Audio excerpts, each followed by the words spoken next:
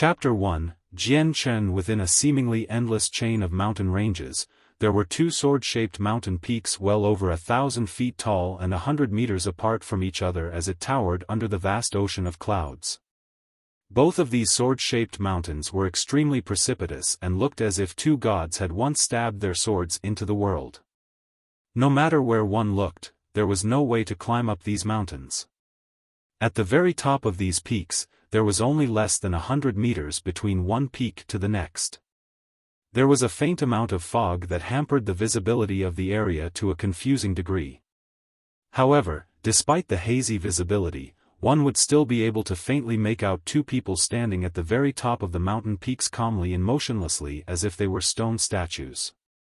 Only their clothes and wind had fluttered with the fierce gale of wind that blew across the sky. Between these two people, one of them was a youth that was no older than 20 years old. This youth was incredibly handsome with a flawless facial appearances. It could be said that his appearances was simply unrivaled throughout the world and was a natural lady killer. His rather ordinary-looking eyes contained a unique amount of attractiveness and fascination to them and seemed as if it could steal the soul of whomever. The youth had long black hair with a length that reached his waist without being tied up in any way, allowing it to float freely in the fierce wind as if it was dancing. On his back was a single long sword that was wrapped up in a thick white layer of cloth. On the exquisite sword hilt that stuck out from the cloth, one could make out the two words, light wind. What was most puzzling about the sword, however, was the fact that there had been no ropes binding it to the youth at all. It seemed as if it was stuck to the back of the youth without any chance of falling, clearly a very hard display to explain. This youth's name was Jian Chen, the #1 expert with a name that shook the heavens, and the Jianghu with the moniker of Sword God. His quick sword techniques had long since reached perfection and could be considered the sword master of the generation. Despite being only 20 or so years old, he had already reached a realm of great heights. The details regarding Jian Chen were relatively unknown to the people of the Jianghu. Aside from that he was an orphan with no affiliations to any school or sect, there was nothing else known about him. His history was essentially a riddle, and the strong style of martial arts and the exquisite sword style he used had been an utter mystery on where to learn it. And on the other sword-shaped peak 100 meters away was a single large man wearing black robes. This was an elderly man who looked to be around 50 to 60 years old with hair that was tied up in the same fashion of the neck of a crane. Both of his elderly eyes lit up with a lively spirit that seemed to shine with a light that lit up the entire area. His gaze had been like a sharp sword that would make anyone unwilling to look straight at him. In his hand was a black and thick long sword. But what was most surprising was that this giant sword had no edge to it. This elderly man was the legendary figure that had disappeared from the Jianghu over 100 years ago, Wuxia. But that was only a nickname of his, since no one had any idea on what his true name or identity was. The reason for this was because over 100 years ago, he had defeated every single, unparalleled, super experts. Nowadays, the amount of people that knew anything about Wuxia and were still alive were far and few. But even now, the splendid light he had cast in his former days had been passed on from generation to generation. 100 years later, his strength was surely much stronger than before, meaning that there was no one that knew just how strong Wuxia had become. Silently, Wuxia stared at the 20 or so years old Jian Chen from 100 meters away. His eyes were extremely terrifying and seemed to contain a sharp sword-like glare that seemed as if it could freeze someone at times. Jian Chen, despite being so young, you have a strength that is no weaker than mine. Your achievements in the way of the sword is something that even I can only hope to attain. But unfortunately, you've killed my one dear disciple, leaving me no choice but to take revenge. No matter what, I will act in place of my disciple for the sake of justice today. Wuxia spoke darkly. His previously calm voice had already started to fill up with a bloodlust that would cause people to tremble and shake.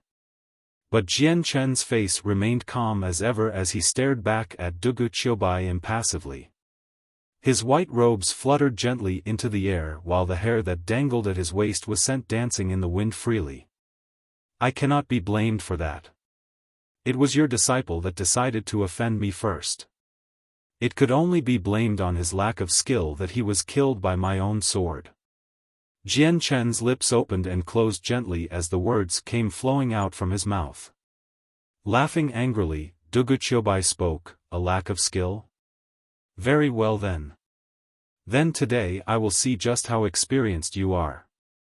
Let this old man see where you will be able to execute me with your light wind sword." As he spoke, Duguqiubai waved his heavy iron sword.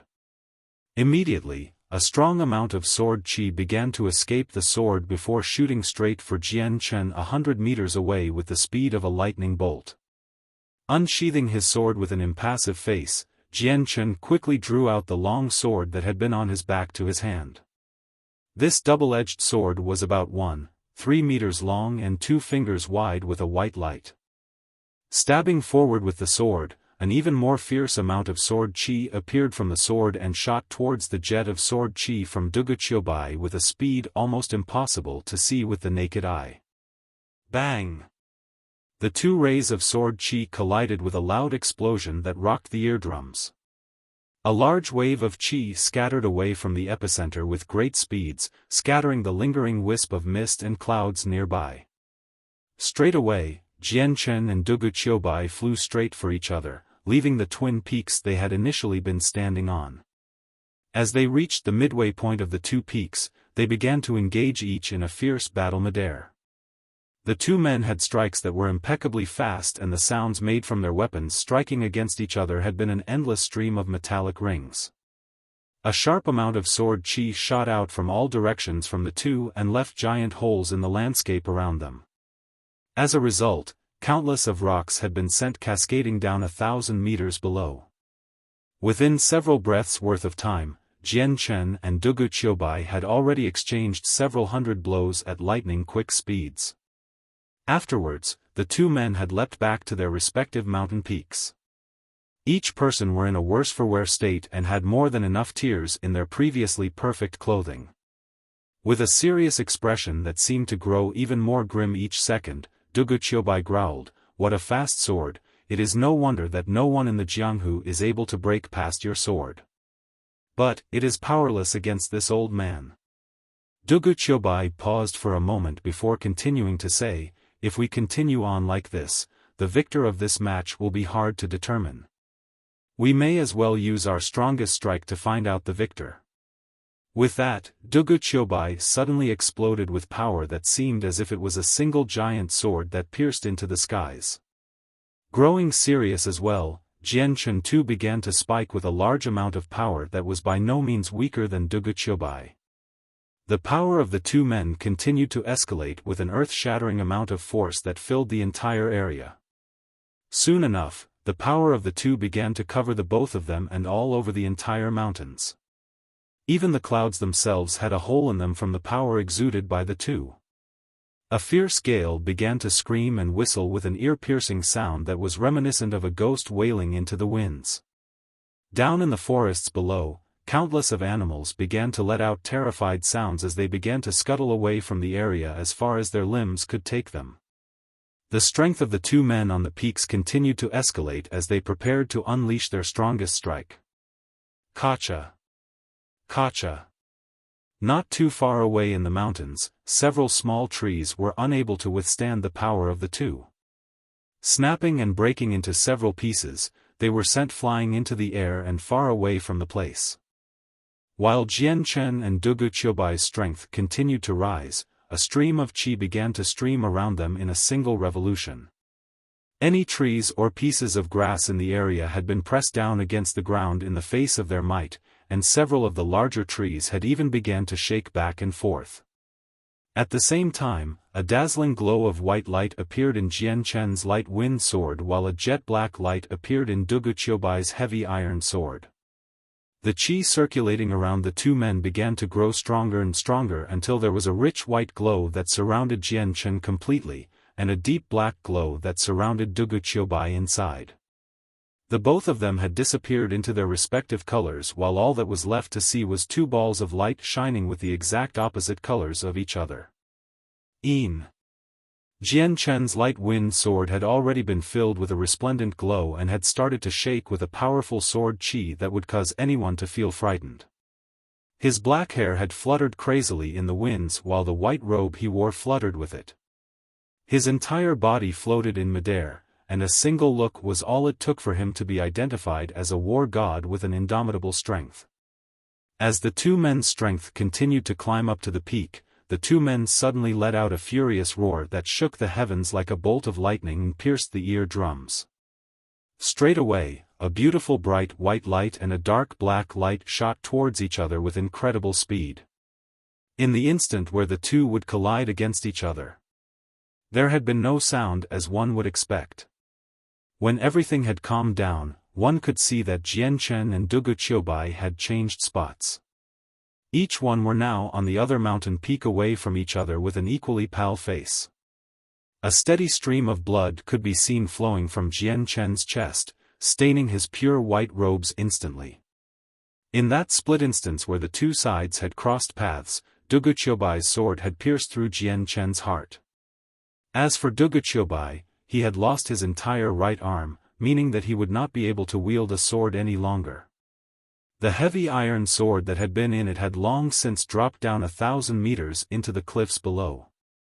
At the time where he had pierced Jian Chen's heart, he had lost his right arm in exchange. Standing silently on top of the mountain peak, a stream of fresh blood began to slowly leak from his mouth. His white face continued to grow paler and paler before it became as pale as paper. His heart had been pierced by Dugu Qiubai's sword, meaning that he was doomed to be stuck in an impasse where death was inevitable. Ha ha ha! Suddenly, Dugu Qiubai began to laugh from the mountain peak he was standing on. Jian Chen, with your talent, you would most likely be able to defeat me given several years. But how unfortunate it is for you that your strength is lacking from mine. In the end, you were still defeated by my hand. As he spoke, Dugu Qiubai sighed shortly. Ai, for an old man like me to see to the funeral of a genius, what a sorrowful matter. But however, I must do what I must to avenge my disciple. Sensing that he was slowly being cut away from the power of life, Jian Chen began to close his eyes. At that moment, he was at peace with himself. Death to him was no important matter.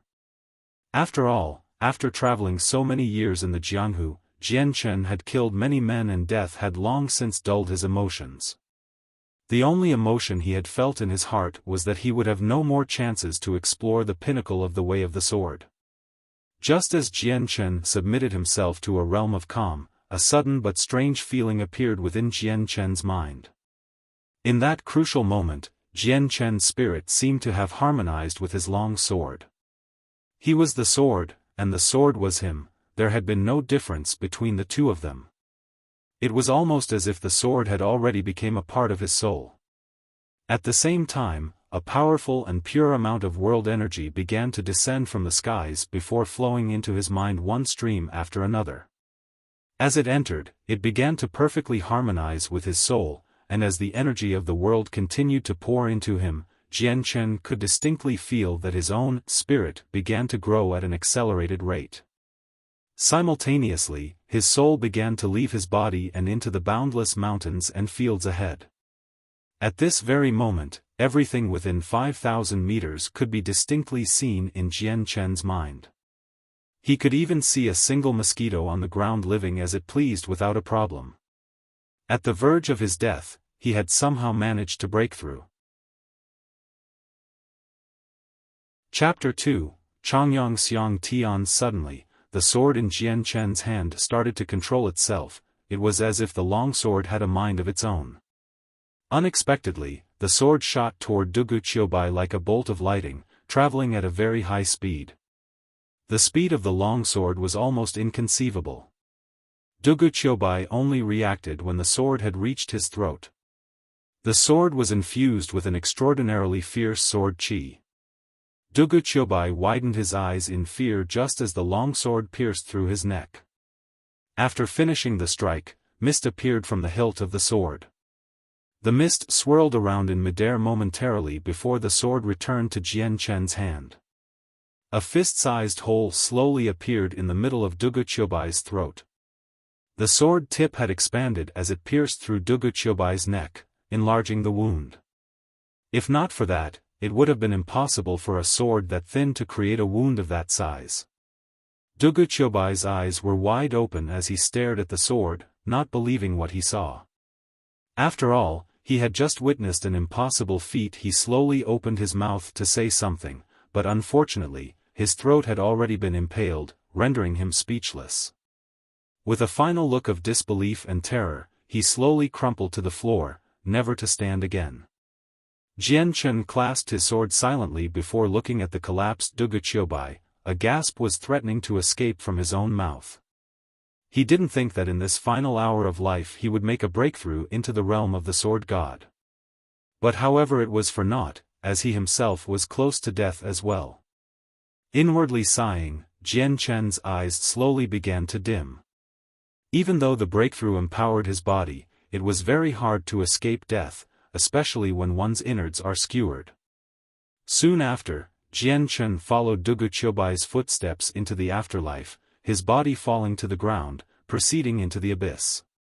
After Jian Chen had fallen, the area in which he and Dugu Qiubai had fallen started to shake. So much so, that the two sword-like mountain peaks emitted a loud sound that shook the heavens and split the two mountains in half. Countless boulders and stones tumbled down the mountainside, creating an avalanche in all directions. The sky turned purple and green and the heavens and earth were illuminated. The colors danced and mixed to form a beautiful picture, and it was a shame that neither Jian Chen nor Dugu Qiubai were alive to see it, or the series of events which would follow afterwards. Inside a spacious and luxurious mansion, was a room decorated with great splendor. Outside this room, a large group of people had gathered. A young male paced relentlessly in front of the doors. His face was filled with anxiety and worry. He looked to be 30 years of age, and he gave off a majestic aura. Although he had aged a little, one could still see the handsome youth that he once was. He was wearing a gold-lined silver chongpao, which added to his handsome appearance, and he was surrounded by an aura similar to that of a host. His face was resolute, even his eyebrows were knitted together, almost forming a single lump. 3 meters outside of the room, a group of 30 people, ranging from young to old, were all lined up nervously. The elders of the group looked to be 60 to 70 years old already, with white hair all over their wrinkled faces. However, despite their age, their eyes could still make people shiver and quake in fear from the godly lights that flickered within. Judging by the glow from their eyes, the amount of fear they could inflict on others was so much that people wouldn't take them to be frail old men at all, but rather robust and healthy middle-aged men with the strengths of a tiger and dragon combined. The rest of the men were all around 30 to 40 years old, with imposing auras and eyes that revealed nothing. It was obvious with only one glance that this was not a group of normal people. And within the room in front of them, the sounds of a woman crying in pain could be heard. "Madam, keep on pushing, the baby is almost out. I repeat, the baby is almost out," an elderly but impatient voice could be heard through the pain-filled echoes. Those who could hear the voice could tell the owner of the voice was an elderly woman. Outside the room, the middle-aged man who was anxiously pacing about, abruptly froze in place and spoke with a sense of urgency. "AI, this has been going on for an entire day and night already. How has Yunar not given birth? If this drags on for any longer, I'm afraid even Yunar will face an unfavorable situation." Even the man's voice was filled with never-ending anxiety. "My lord, please don't worry too much. Madam Yunar will definitely be fine. You forget that Madam Yunar is a bright saint master." A white-haired elder spoke with a tone of confidence, but even his face could not hide the look of worry on it. "AI, the lord clad in a white chongpao began to sigh again repeatedly. The worry and anxiety on his face did not decrease even the slightest amount. Eventually, after the men outside had waited for 2 more hours, an excited voice came from within the room. My lord, my lord. Madame Yunner has given birth. She has given birth and is safe. And so is the boy. The amount of emotion in the voice was stirring up excitement throughout the house. Upon hearing that, the middle-aged man that was waiting anxiously became slack-jawed. The wariness in his face had been completely wiped out and replaced with an expression of joy and emotions. He was so emotionally moved that he couldn't find the right words to say, and blew open the doors so quickly that it was as if they didn't exist in the first place. His speed was almost inconceivable. No ordinary man could possess enough strength to pull off the same amount of speed he had just displayed. The middle-aged man immediately flashed over to the bedside and sat down beside it. His face was full of concern as he looked at the woman who was reclining on top of it. Yunner, how are you feeling? You have to be all right. Despite his excitement, his voice was gentle and was brimming with concern. On top of the bed was a woman who was in the peak of her 20s. Her appearance was so beautiful, it could cause an entire state to fight and collapse upon itself for her hand. Her exhausted and pale face was drenched in sweat, but still managed to retain a divine look. The female looked up with a tired expression at the man by her side and smiled, "My dear husband, I am fine. Please just allow me to see my baby." "Oh. Yes. Right away. As long as Yunner is fine." The man started to smile with joy, but he turned around and looked at the bundled-up child in the midwife's arms. Right as he was about to speak, the eyebrows on the midwife knitted together and stared with rapt attention at the infant she was holding. Her arms continued to rock the bundle as she muttered, "Cry baby, go on and cry. What child are you that you do not cry? How odd, I have delivered many babies, and although the numbers have not reached over 1,000 babies, I have helped given birth to over 900. However, this is the first time I have seen a freshly delivered baby that does not cry." But at the same time she spoke, the men who were outside all piled into the room. Each one of them had a smile on their faces. One after another each person began to congratulate the woman on the bed. The middle-aged man was still smiling greatly and spoke to the woman, "Yunner, you should rest up first. I'll bring the child over in a second." The man then got up and walked towards the midwife. "What's wrong? Could it be there's some sort of problem with the child?" His voice had dropped down slightly. Sometimes, some children would be born with diseases. This occurrence wasn't uncommon, and would actually happen often. He was already afraid that his newly born child had some sort of problem. Hearing his question, the midwife's face went sour as she looked at him, and said respectfully, "My lord, the young lord has no problems that I am aware of, but according to my 10 years of experience, every newborn child will start to cry. But this young lord is different. Look here, ever since his birth, he hasn't uttered even a single peep of sound. This is an extremely strange situation." The man's forehead creased in thought as he looked at the bundled infant. The infant's eyes were bright and showed no impurities within them as it looked all over the place. One moment he would look over here, and the next moment he would look over there. He was very cute in this way, and just by looking at him you would think there were no problems with him. However, the man didn't notice that the infant's bright eyes didn't have a single impurity in the vast abyss of his pupils.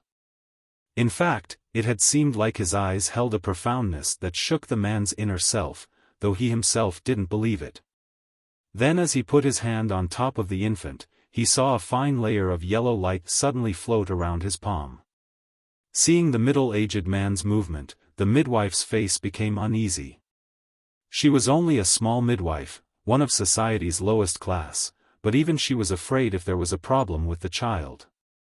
If there was one, then the man would blame her, and she would not be able to recover from it. Despite the fact that this situation was not related to her in any way, she wouldn't have the power to say otherwise. The man quickly took his hand back. His own heart was finally at ease. A smile returned to his face once more as he laughed. "The child is safe and sound, I can't find even a single problem." He took the bundle from the midwife with another laugh. Upon hearing this, the midwife let out a breath of air in relief.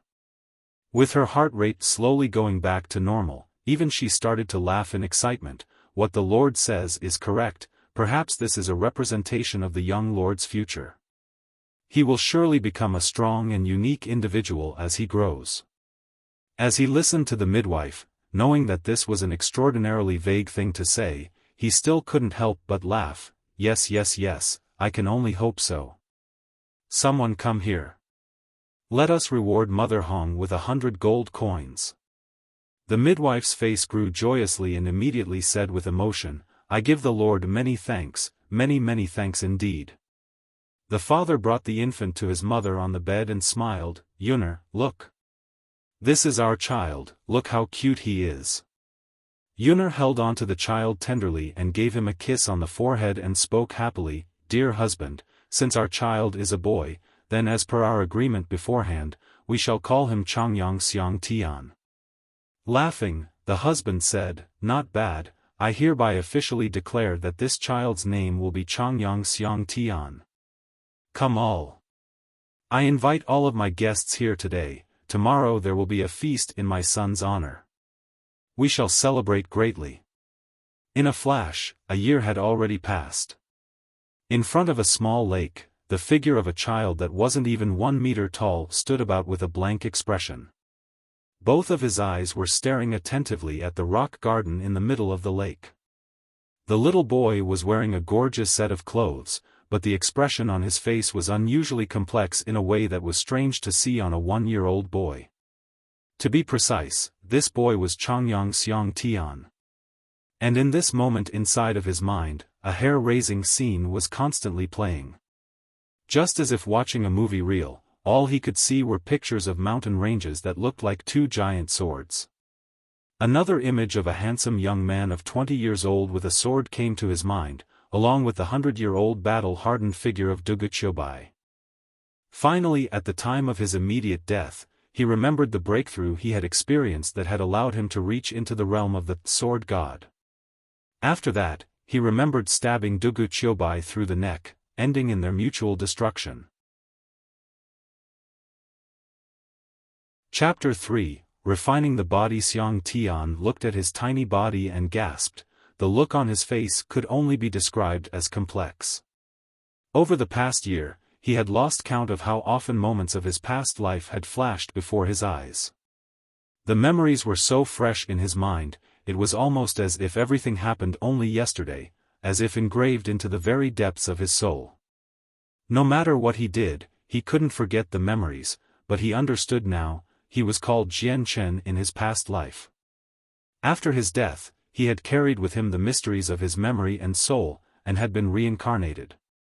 He retained all of his memories even after his reincarnation, so even after being born, he already knew how to talk. And according to the conversations from the people at his bedside, he had a rough idea of what type of household he was in. More importantly, he had learned that he was no longer in the same world as before. This was a new world that Jian Chen had never heard of. Even the mansion Jian Chen lived in had a name, Changyang Mansion. The mansion belonged to one of Luo'er City's top 4 families, each had a foothold of power and influence. His own father was actually the leader of the Changyang clan named Changyang Ba. His mother was named by Yun Tian and was the 4th concubine for the clan leader. Although she wasn't the primary wife, she still had a considerable amount of power in the family because she held the title of a Radiant Saint Master.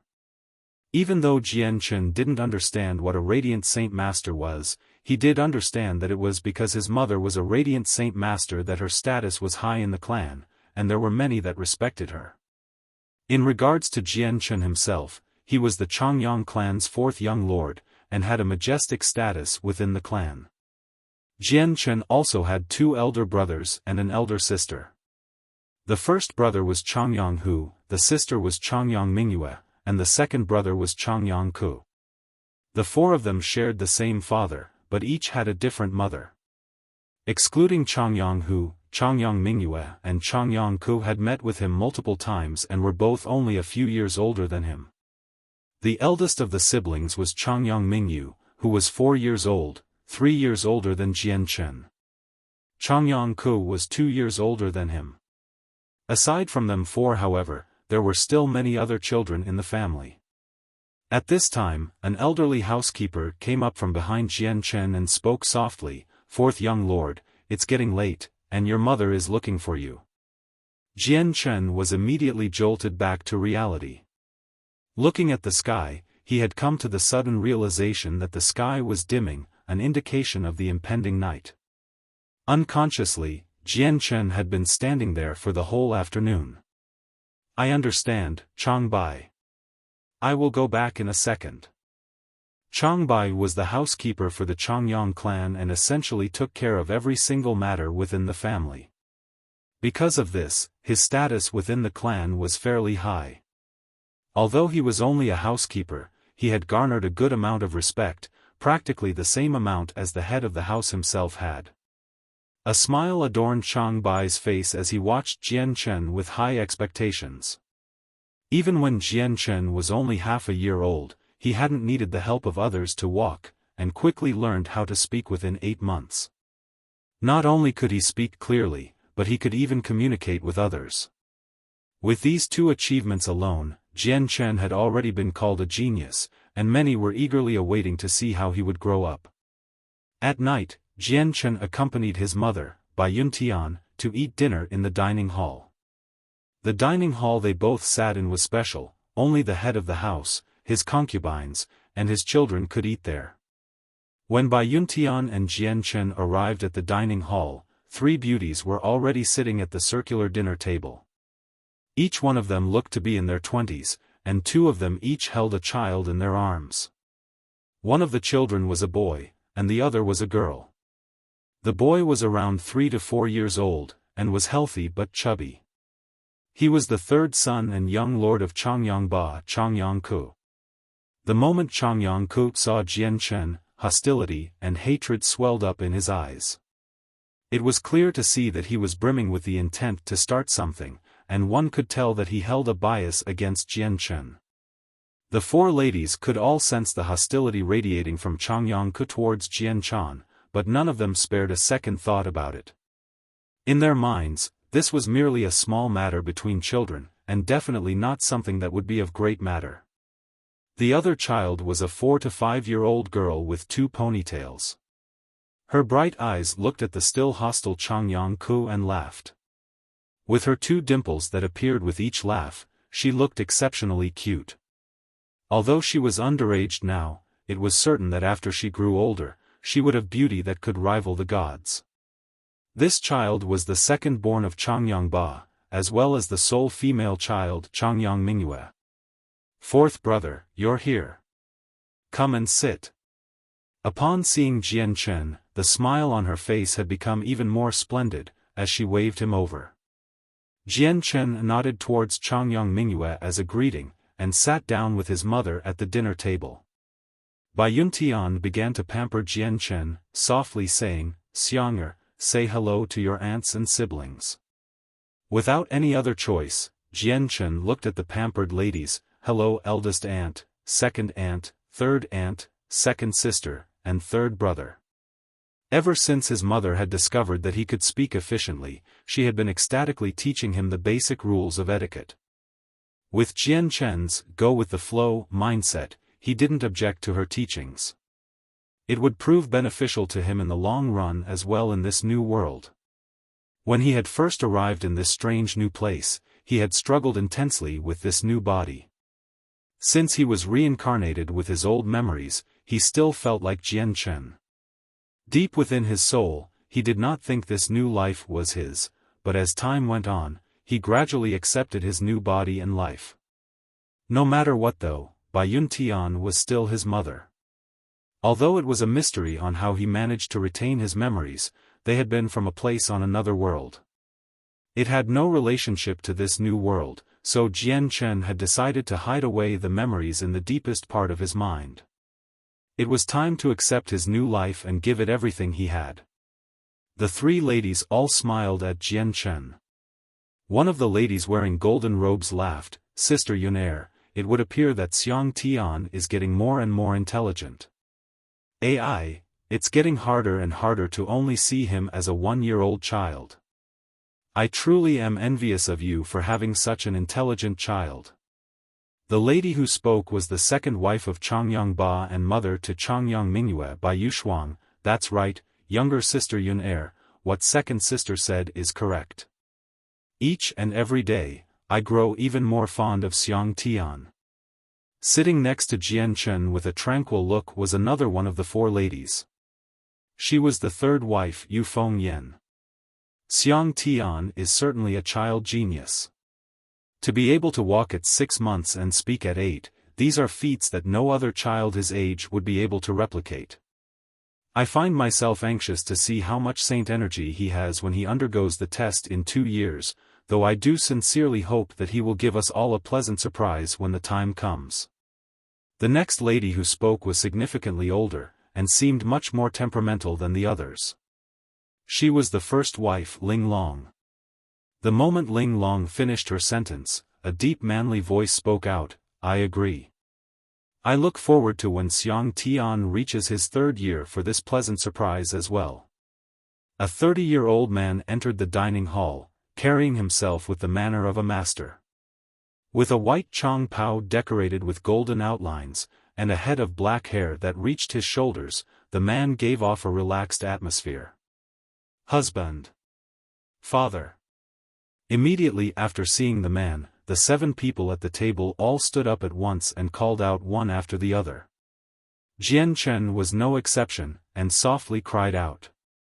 This young man was indeed the head of the Changyang clan, Changyang Ba. Changyang Ba strolled down to the dinner table and sat down with a gentle smile on his face. With a look at Jian Chen, he asked, Xianger, are you feeling happy living here still? Jian Chen nodded his head, yes. A smile curled up on Changyang Ba's face, Xianger, if you ever feel closed in this stuffy old house, feel free to explore the outside and experience it for yourself. I know, father. Jian Chen replied. Changyang Ba was indescribably happy at how intelligent Jian Chen was and how much he differed from any other 1-year-old. The family dinner went by joyously and the meal was consumed quickly. Afterwards, Jian Chen returned to his room alone. Based on his age, he should have been sleeping in the same room as his mother, but he had requested that he wanted his own room. Regarding this request, Jian Chen had been firm, and wouldn't be persuaded otherwise. Bai Yuntian had ended up accepting his request. And so that night, Jian Chen sat cross-legged on his bed, with both of his hands on his knees. The palms of his hands were facing upwards, as was his face, as he silently went through the motions of practicing the first principle of Azulite Sword Law. Azulite Sword Law, this was what Jian Chen had been studying for 20 years in his previous world and had become the strongest weapon in his arsenal. It was a type of cultivation that was both rare and formidable, it had principles that were profound and also contained many strong techniques. The Azulite Sword Law was something that Jian Chen had stumbled upon when he was a child. He had accidentally fallen off of a cliff while playing in the mountains, and somehow managed to survive the fall by landing in a pool of water. When he had awoken, he had found himself trapped in a cavern with fish as his only source of food. After finding the manual, he had dedicated himself to learning it, and finally succeeded after 10 years. With his breakthrough, he was able to jump out of the cavern and return to the lands above. Jian Chen was a war orphan who had been taken in by his great-grandfather and grandmother. 10 years had passed while he was trapped in the cave, so when he had returned to the village, his great-grandparents had already passed away from old age a long time ago. After paying his respects to them, the now alone Jian Chen left his little mountainside village to travel the world by himself. Jian Chen had accepted what life had given him in his past life, and he had accepted this new life as well. With this acceptance, he had started cultivating and refining his body for half a year, ready to regain his strength. Chapter 3, Refining the Body. Xiang Tian looked at his tiny body and gasped. The look on his face could only be described as complex. Over the past year, he had lost count of how often moments of his past life had flashed before his eyes. The memories were so fresh in his mind, it was almost as if everything happened only yesterday, as if engraved into the very depths of his soul. No matter what he did, he couldn't forget the memories, but he understood now, he was called Jian Chen in his past life. After his death, he had carried with him the mysteries of his memory and soul, and had been reincarnated.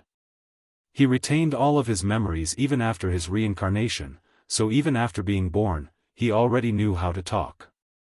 And according to the conversations from the people at his bedside, he had a rough idea of what type of household he was in. More importantly, he had learned that he was no longer in the same world as before. This was a new world that Jian Chen had never heard of. Even the mansion Jian Chen lived in had a name, Changyang Mansion. The mansion belonged to one of Luo'er City's top 4 families, each had a foothold of power and influence. His own father was actually the leader of the Changyang clan named Changyang Ba. His mother was named Bai Yuntian and was the 4th concubine for the clan leader. Although she wasn't the primary wife, she still had a considerable amount of power in the family because she held the title of a Radiant Saint Master.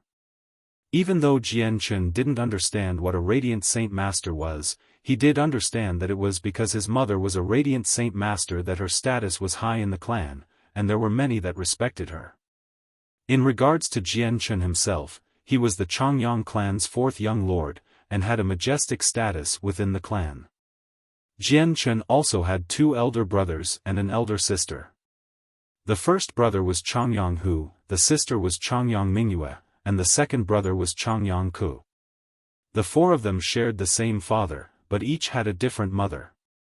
Excluding Changyang Hu, Changyang Mingyue and Changyang Ku had met with him multiple times and were both only a few years older than him. The eldest of the siblings was Changyang Mingyu, who was 4 years old, 3 years older than Jian Chen. Changyang Ku was 2 years older than him. Aside from them 4, however, there were still many other children in the family. At this time, an elderly housekeeper came up from behind Jian Chen and spoke softly, "4th young lord, it's getting late, and your mother is looking for you." Jian Chen was immediately jolted back to reality. Looking at the sky, he had come to the sudden realization that the sky was dimming, an indication of the impending night. Unconsciously, Jian Chen had been standing there for the whole afternoon. "I understand, Chang Bai. I will go back in a second." Chang Bai was the housekeeper for the Changyang clan and essentially took care of every single matter within the family. Because of this, his status within the clan was fairly high. Although he was only a housekeeper, he had garnered a good amount of respect, practically the same amount as the head of the house himself had. A smile adorned Chang Bai's face as he watched Jian Chen with high expectations. Even when Jian Chen was only half a year old, he hadn't needed the help of others to walk, and quickly learned how to speak within 8 months. Not only could he speak clearly, but he could even communicate with others. With these 2 achievements alone, Jian Chen had already been called a genius, and many were eagerly awaiting to see how he would grow up. At night, Jian Chen accompanied his mother, Bai Yuntian, to eat dinner in the dining hall. The dining hall they both sat in was special, only the head of the house, his concubines, and his children could eat there. When Bai Yuntian and Jian Chen arrived at the dining hall, 3 beauties were already sitting at the circular dinner table. Each one of them looked to be in their 20s, and 2 of them each held a child in their arms. One of the children was a boy, and the other was a girl. The boy was around 3 to 4 years old, and was healthy but chubby. He was the 3rd son and young lord of Changyang Ba, Changyang Ku. The moment Changyang Ku saw Jian Chen, hostility and hatred swelled up in his eyes. It was clear to see that he was brimming with the intent to start something, and one could tell that he held a bias against Jian Chen. The 4 ladies could all sense the hostility radiating from Changyang Ku towards Jian Chen, but none of them spared a second thought about it. In their minds, this was merely a small matter between children, and definitely not something that would be of great matter. The other child was a 4 to 5-year-old girl with 2 ponytails. Her bright eyes looked at the still hostile Changyang Ku and laughed. With her 2 dimples that appeared with each laugh, she looked exceptionally cute. Although she was underaged now, it was certain that after she grew older, she would have beauty that could rival the gods. This child was the second born of Changyang Ba, as well as the sole female child Changyang Mingyue. Fourth brother, you're here. Come and sit. Upon seeing Jian Chen, the smile on her face had become even more splendid, as she waved him over. Jian Chen nodded towards Changyang Mingyue as a greeting, and sat down with his mother at the dinner table. Bai Yuntian began to pamper Jian Chen, softly saying, "Xianger, say hello to your aunts and siblings." Without any other choice, Jian Chen looked at the pampered ladies, "Hello eldest aunt, second aunt, third aunt, second sister, and third brother." Ever since his mother had discovered that he could speak efficiently, she had been ecstatically teaching him the basic rules of etiquette. With Jian Chen's go-with-the-flow mindset, he didn't object to her teachings. It would prove beneficial to him in the long run as well in this new world. When he had first arrived in this strange new place, he had struggled intensely with this new body. Since he was reincarnated with his old memories, he still felt like Jian Chen. Deep within his soul, he did not think this new life was his, but as time went on, he gradually accepted his new body and life. No matter what though, Bai Yuntian was still his mother. Although it was a mystery on how he managed to retain his memories, they had been from a place on another world. It had no relationship to this new world, so Jian Chen had decided to hide away the memories in the deepest part of his mind. It was time to accept his new life and give it everything he had. The three ladies all smiled at Jian Chen. One of the ladies wearing golden robes laughed, "Sister Yunair, it would appear that Xiang Tian is getting more and more intelligent. AI, it's getting harder and harder to only see him as a 1-year-old child. I truly am envious of you for having such an intelligent child." The lady who spoke was the second wife of Changyang Ba and mother to Changyang Mingyue by Yushuang. "That's right, younger sister Yunair, what second sister said is correct. Each and every day, I grow even more fond of Xiang Tian." Sitting next to Jian Chen with a tranquil look was another one of the four ladies. She was the third wife Yu Feng Yen. Xiang Tian is certainly a child genius. To be able to walk at 6 months and speak at 8, these are feats that no other child his age would be able to replicate. I find myself anxious to see how much saint energy he has when he undergoes the test in 2 years, though I do sincerely hope that he will give us all a pleasant surprise when the time comes. The next lady who spoke was significantly older, and seemed much more temperamental than the others. She was the first wife Ling Long. The moment Ling Long finished her sentence, a deep manly voice spoke out, "I agree. I look forward to when Xiang Tian reaches his 3rd year for this pleasant surprise as well." A 30-year-old man entered the dining hall, carrying himself with the manner of a master. With a white chong pao decorated with golden outlines, and a head of black hair that reached his shoulders, the man gave off a relaxed atmosphere. "Husband. Father." Immediately after seeing the man, the 7 people at the table all stood up at once and called out one after the other. Jian Chen was no exception, and softly cried out. This young man was indeed the head of the Changyang clan, Changyang Ba. Changyang Ba strolled down to the dinner table and sat down with a gentle smile on his face. With a look at Jian Chen, he asked, "Xianger, are you feeling happy living here still?" Jian Chen nodded his head, yes. A smile curled up on Changyang Ba's face. "Xianger, if you ever feel closed in this stuffy old house, feel free to explore the outside and experience it for yourself." "I know, father," Jian Chen replied. Changyang Ba was indescribably happy at how intelligent Jian Chen was and how much he differed from any other 1-year-old. The family dinner went by joyously and the meal was consumed quickly. Afterwards, Jian Chen returned to his room alone. Based on his age, he should have been sleeping in the same room as his mother, but he had requested that he wanted his own room. Regarding this request, Jian Chen had been firm, and wouldn't be persuaded otherwise. Bai Yuntian had ended up accepting his request. And so that night, Jian Chen sat cross-legged on his bed, with both of his hands on his knees. The palms of his hands were facing upwards, as was his face, as he silently went through the motions of practicing the first principle of Azulate Sword Law.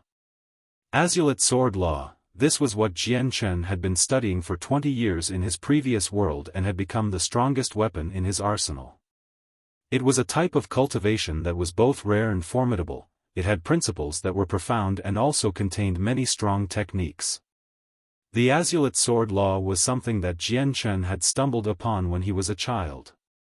He had accidentally fallen off of a cliff while playing in the mountains, and somehow managed to survive the fall by landing in a pool of water. When he had awoken, he had found himself trapped in a cavern with fish as his only source of food. After finding the manual, he had dedicated himself to learning it, and finally succeeded after 10 years. With his breakthrough, he was able to jump out of the cavern and return to the lands above. Jian Chen was a war orphan who had been taken in by his great-grandfather and grandmother. 10 years had passed while he was trapped in the cave, so when he had returned to the village, his great-grandparents had already passed away from old age a long time ago. After paying his respects to them, the now alone Jian Chen left his little mountainside village to travel the world by himself. Jian Chen had accepted what life had given him in his past life, and he had accepted this new life as well.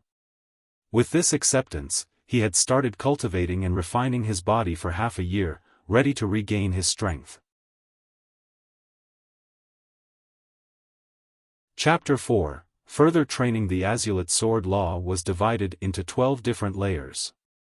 The first layer was cultivating the body. A common saying was that if one wanted strong martial arts, then one must first have a strong body.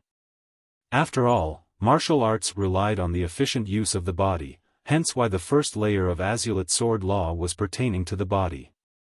Most martial artists relied on strengthening their bodies in order to improve their own strength. Therefore they would strengthen their bodies and end up with bulging muscles everywhere. It was clear to the naked eye how strong someone was by build alone. Some people had even built their bodies to the point of their bones being as hard as reinforced steel bars. To Jian Chen, this type of method to train the body would only ruin the body and would only narrow the potential of the human body. So although this method would increase one's strength past a normal person's, at the same time, it would bring about a large amount of damage to the body. The people who trained this way generally had a short lifespan. When they were in the elderly phase, diseases and impairment within the body would happen at a higher frequency for them. The wandering martial artists of the world have many different sects with their own way of cultivating the body, but to Jian Chen, these methods were mediocre. These were not the right paths to take. Even the Shaolin way of I Jin Jing was no exception. Even though the principles of I Jin Jing were beautiful in how it cultivated the inner strength and how it also strengthened the outer muscles, but I Jin Jing's way of strengthening the body was still the same. It didn't strengthen the very core of a human and only focused on external force only. This could not be considered the pinnacle of cultivating the body if it did not target the entire body. The methods written in Azulate Sword Law were truly profound and magical. By absorbing both the chi of the heavens and the earth and then transforming it, one could incorporate it within the bones of the body. This allowed every organ and even every single cell in the body to be strengthened to their limits. The original frailty would be cast away and the body would reach the most optimal state while giving the body endless amounts of benefits like a longer lifespan. When one practiced the later methods, your corporeal body would reach new heights in strength, and as Azulate Sword Law indicated, if one could reach the highest levels of cultivating the body, then they could even live as long as the heavens and the earth. However, this method was associated with one's own strength. If one's chi was stronger than the physical body, then Azulate Sword Law would use that chi and incorporate that into the body to become stronger. In the case that one's physical body and one's chi strength were both at an equilibrium, then one would have to make a breakthrough to reach the next level. Only with this cycle would one be able to continuously improve their entire body without limits.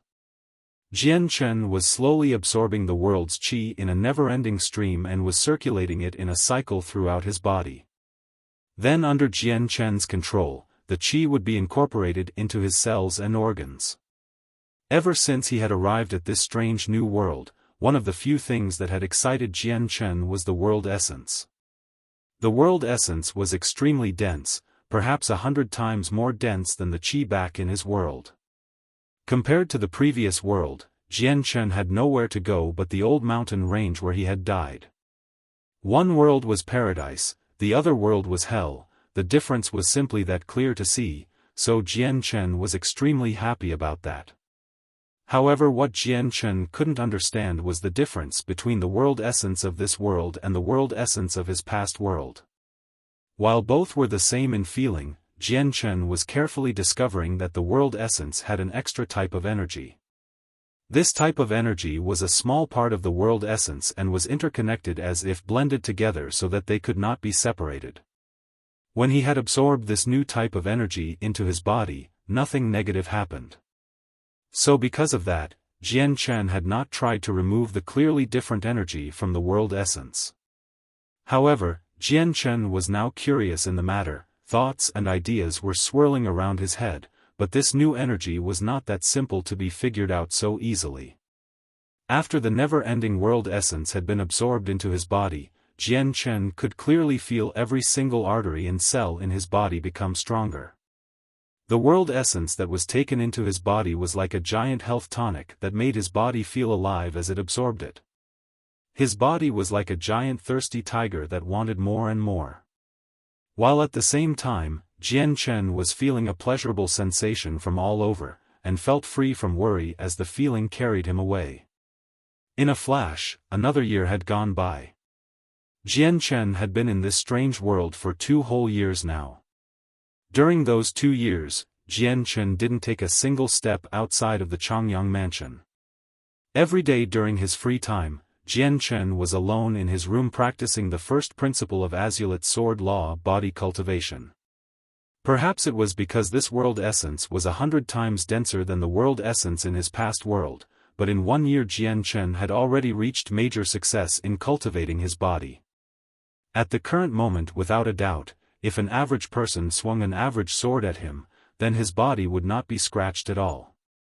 He had trained his body so much that even a single cut would not be made. Of course, this was only what Jian Chen had thought of himself. He wouldn't dare try it out on himself personally. In this past year, Jian Chen's body was developing at such a fast rate, it was inconceivable. In a single year, he had already reached a height of 1.2 meters, an abnormal height for a 2-year-old. This height had actually made him look to be closer to 5 or 6 years old instead.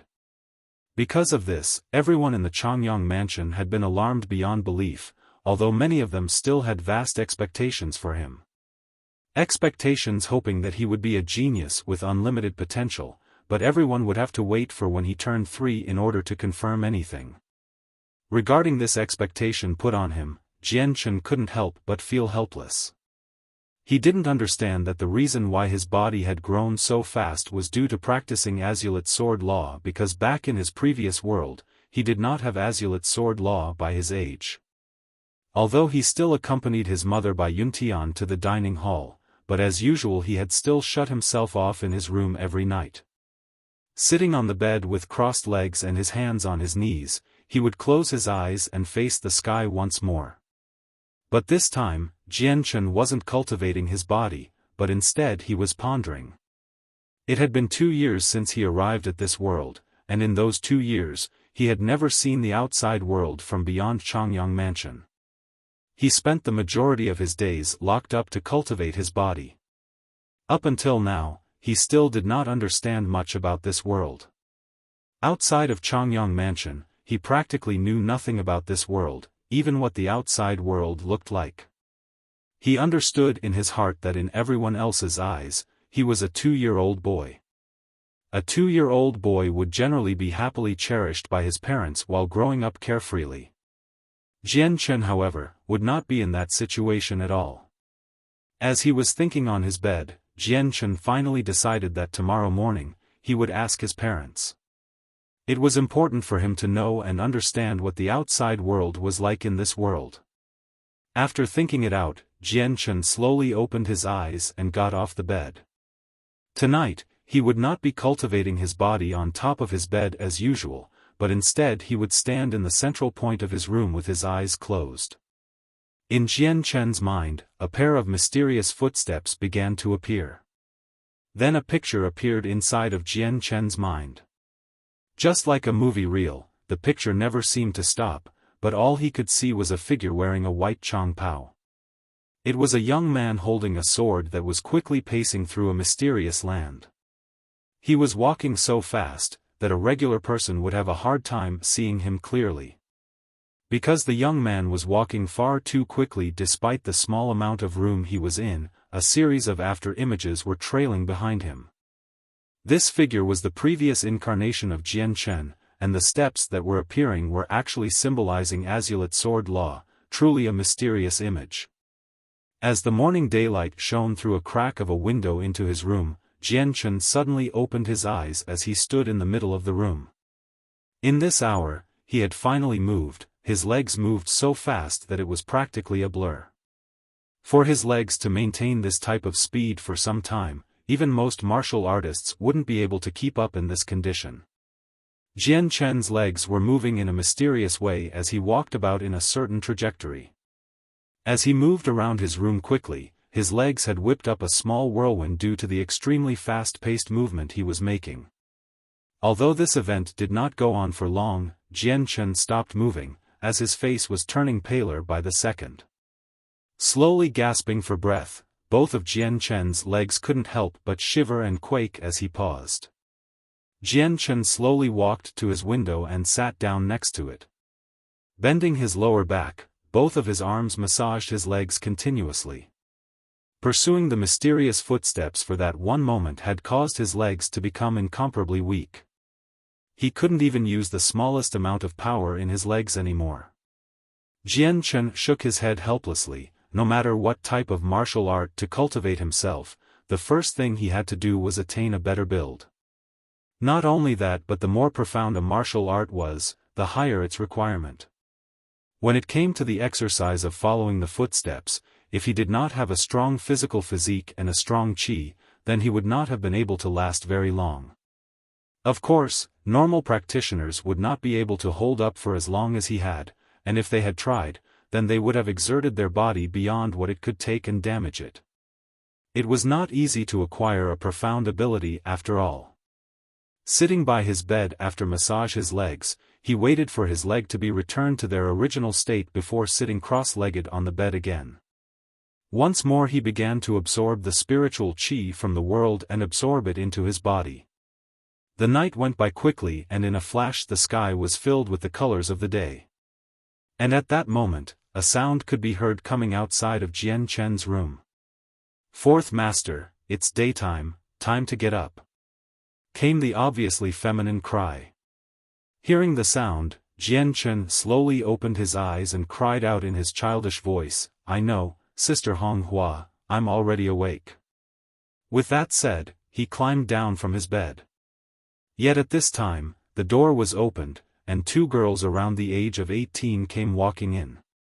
Both of them were carrying a small serving tray with a basin on it.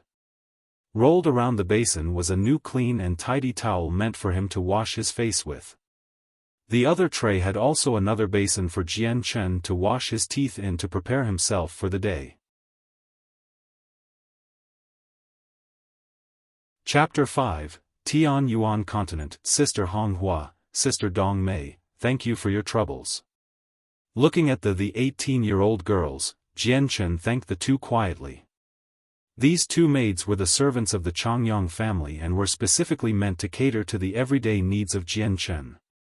Since Jian Chen was always by himself in his room, his mother by Yuntian had hired two servant girls to wait upon him.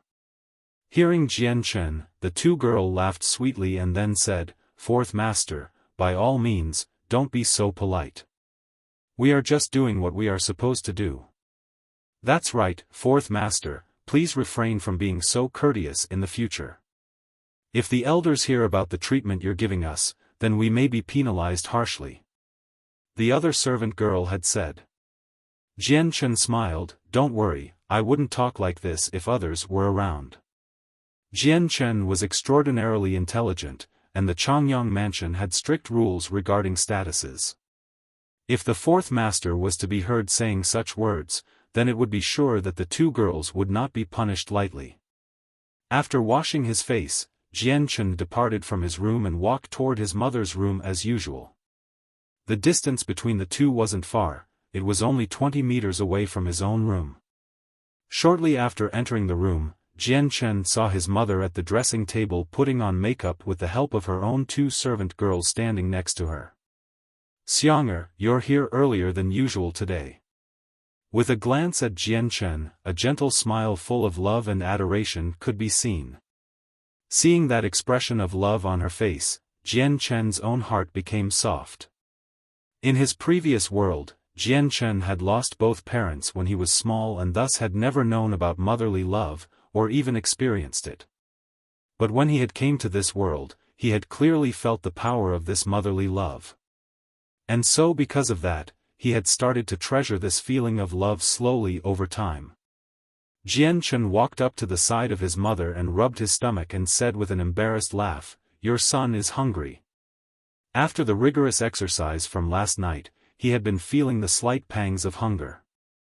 Bai Yuntian placed a gentle hand on top of Jian Chen's head and laughed, "Then in a moment mother will take you to the dining hall to eat."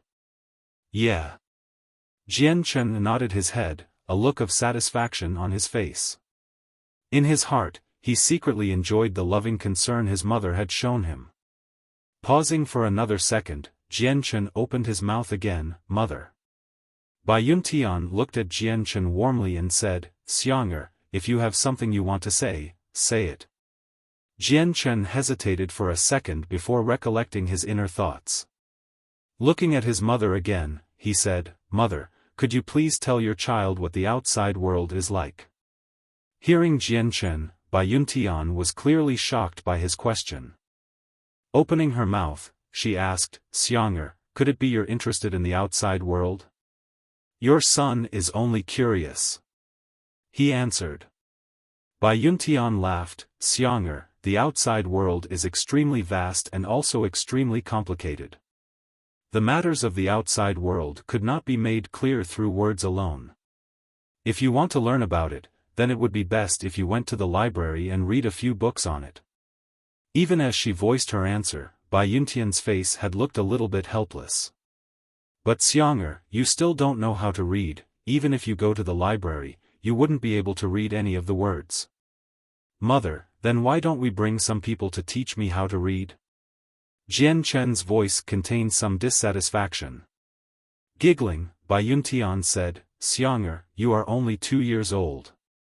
Your mother has never heard or seen a 2-year-old child learn how to read before. Even in the entire Tianyuan continent, this type of situation has never happened before. Generally speaking, the earliest any child has ever started to learn to read was when they were around 4 to 5 years old." Jian Chen understood instantly, "Mother, your son wants to learn to read. Could you please find some people to try and teach me still?" Bai Yuntian was speechless, but a happy smile crept up on her face nonetheless. "Xianger, learning to read is an exhausting task as well as being extremely boring. You must understand that there are many different words in the continent. This isn't something that can be learned quickly. Are you sure you want to start learning now?" Jian Chen nodded his head in confirmation, "I am." Hearing Jian Chen's answer, Bai Yuntian's smile became even more splendid. With a happy laugh, she said, "If this is what Xianger's request is, then mother will support you entirely." Turning her head, she called out, "Xiao Lu. In a moment, go to Lore City and hire the most prestigious teacher and bring him to the mansion so he can teach my Xianger how to read." "Yes, my lady." The servant girl who was combing Bai Yuntian's hair agreed respectfully. "Xianger, it's been a decent amount of time, let us go to the dining halls before the both of us starve." The day went by quickly, and when the second day came, the teacher Bai Yuntian had hired arrived at the mansion and began to teach him to read. And so from that moment on, Jian Chen would spend his daytime earnestly studying how to read. Since he retained some mental fortitude and knowledge from his memories of the past, learning the written language of this new world was not all that difficult. Combined with the teacher who was putting his heart and soul in teaching him as well as his amazing memorization capabilities, learning to read was extremely fast and easy for him. In just a short span of 3 months, he had already mastered the most basic words of the continent. Jian Chen's learning rate had made the teacher exclaim in astonishment. Immediately after Bai Yuntian had learned that he had learned most of the written language in 3 months, she couldn't believe it. In the end, she had put Jian Chen in a test before she could accept the fact. If one wanted to read and write most of the words used in the continent to the extent Jian Chen had, then one needed to spend at least 2 years. To have Jian Chen accomplish this in 3 months while it took most 2 years, not even any of the geniuses could claim to have accomplished this feat. This achievement quickly reached the ears of Jian Chen's father. Chang Yongba had then personally paid a visit to Jian Chen about it. "Xiang'er, you have endured much in such a short amount of time, it's time to relax for now. Let your father give you a reward, since you have painstakingly learned to read in these past few months. I don't know what reward Xiang'er would want though." Chang Yongba's face contained a smile as he looked down at Jian Chen as he spoke. Having such a genius for a son, he was extremely proud of himself and cared much more for Jian Chen than any other child automatically. Hearing this, Jian Chen's eyes brightened and thought for only a few seconds before responding, "Father, would you allow your son to go to the library and read some of the books there so I can get some experience and learn even more?" Chang Yongba's eyes brightened as he looked at Jian Chen with gratification. With a loud laugh, he said, "This is no problem at all, Xiang'er. You have a heart that desires to improve itself, and your father is proud of this. I approve of your request. The library will be free to you whenever you desire." "Thank you, father." Jian Chen's face exuded a happy expression. To be able to enter the library was an achievement that Jian Chen could truly be happy about.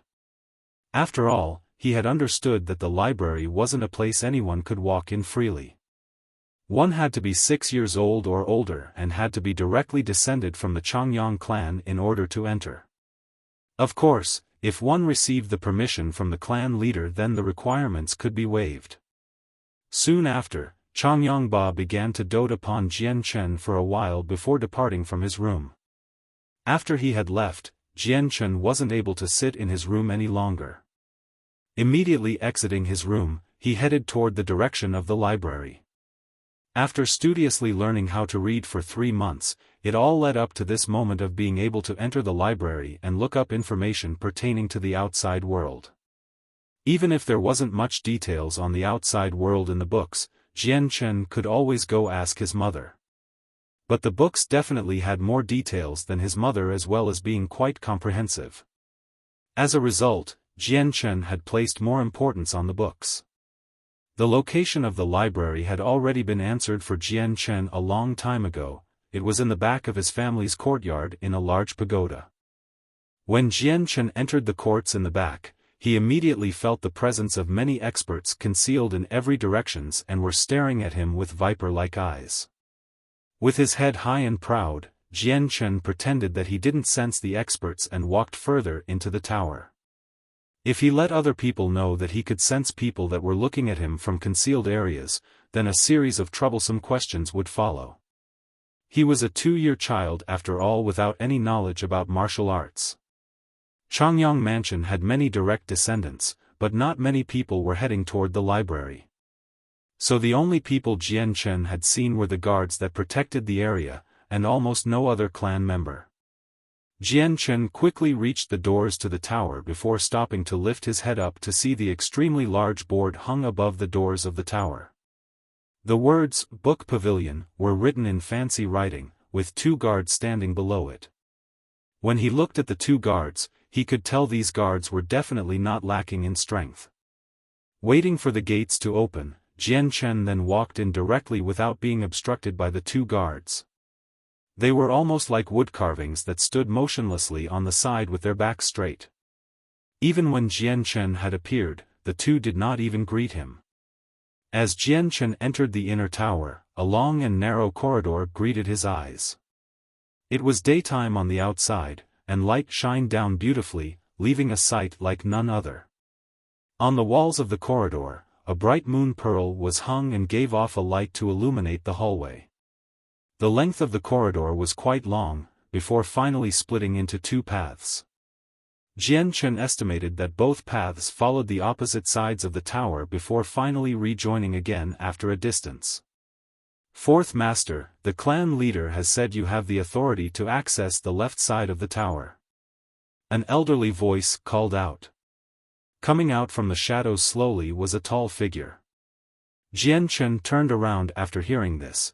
Although the light in this part of the tower was dim, he could clearly make out the appearance of the figure in the midst of the shadows. It was an elderly figure with white hair and wrinkles all over. Wearing a silver chong pao that was devoid of any other colors, even still he was relatively normal looking. No one would suspect he wasn't anything more than an ordinary elderly man. No matter how much Jian Chen looked at the old man, he couldn't see anything but mediocrity. Although he still didn't dare underestimate the old man. It was his inner instincts that told him that this old figure was an expert with extraordinary strength.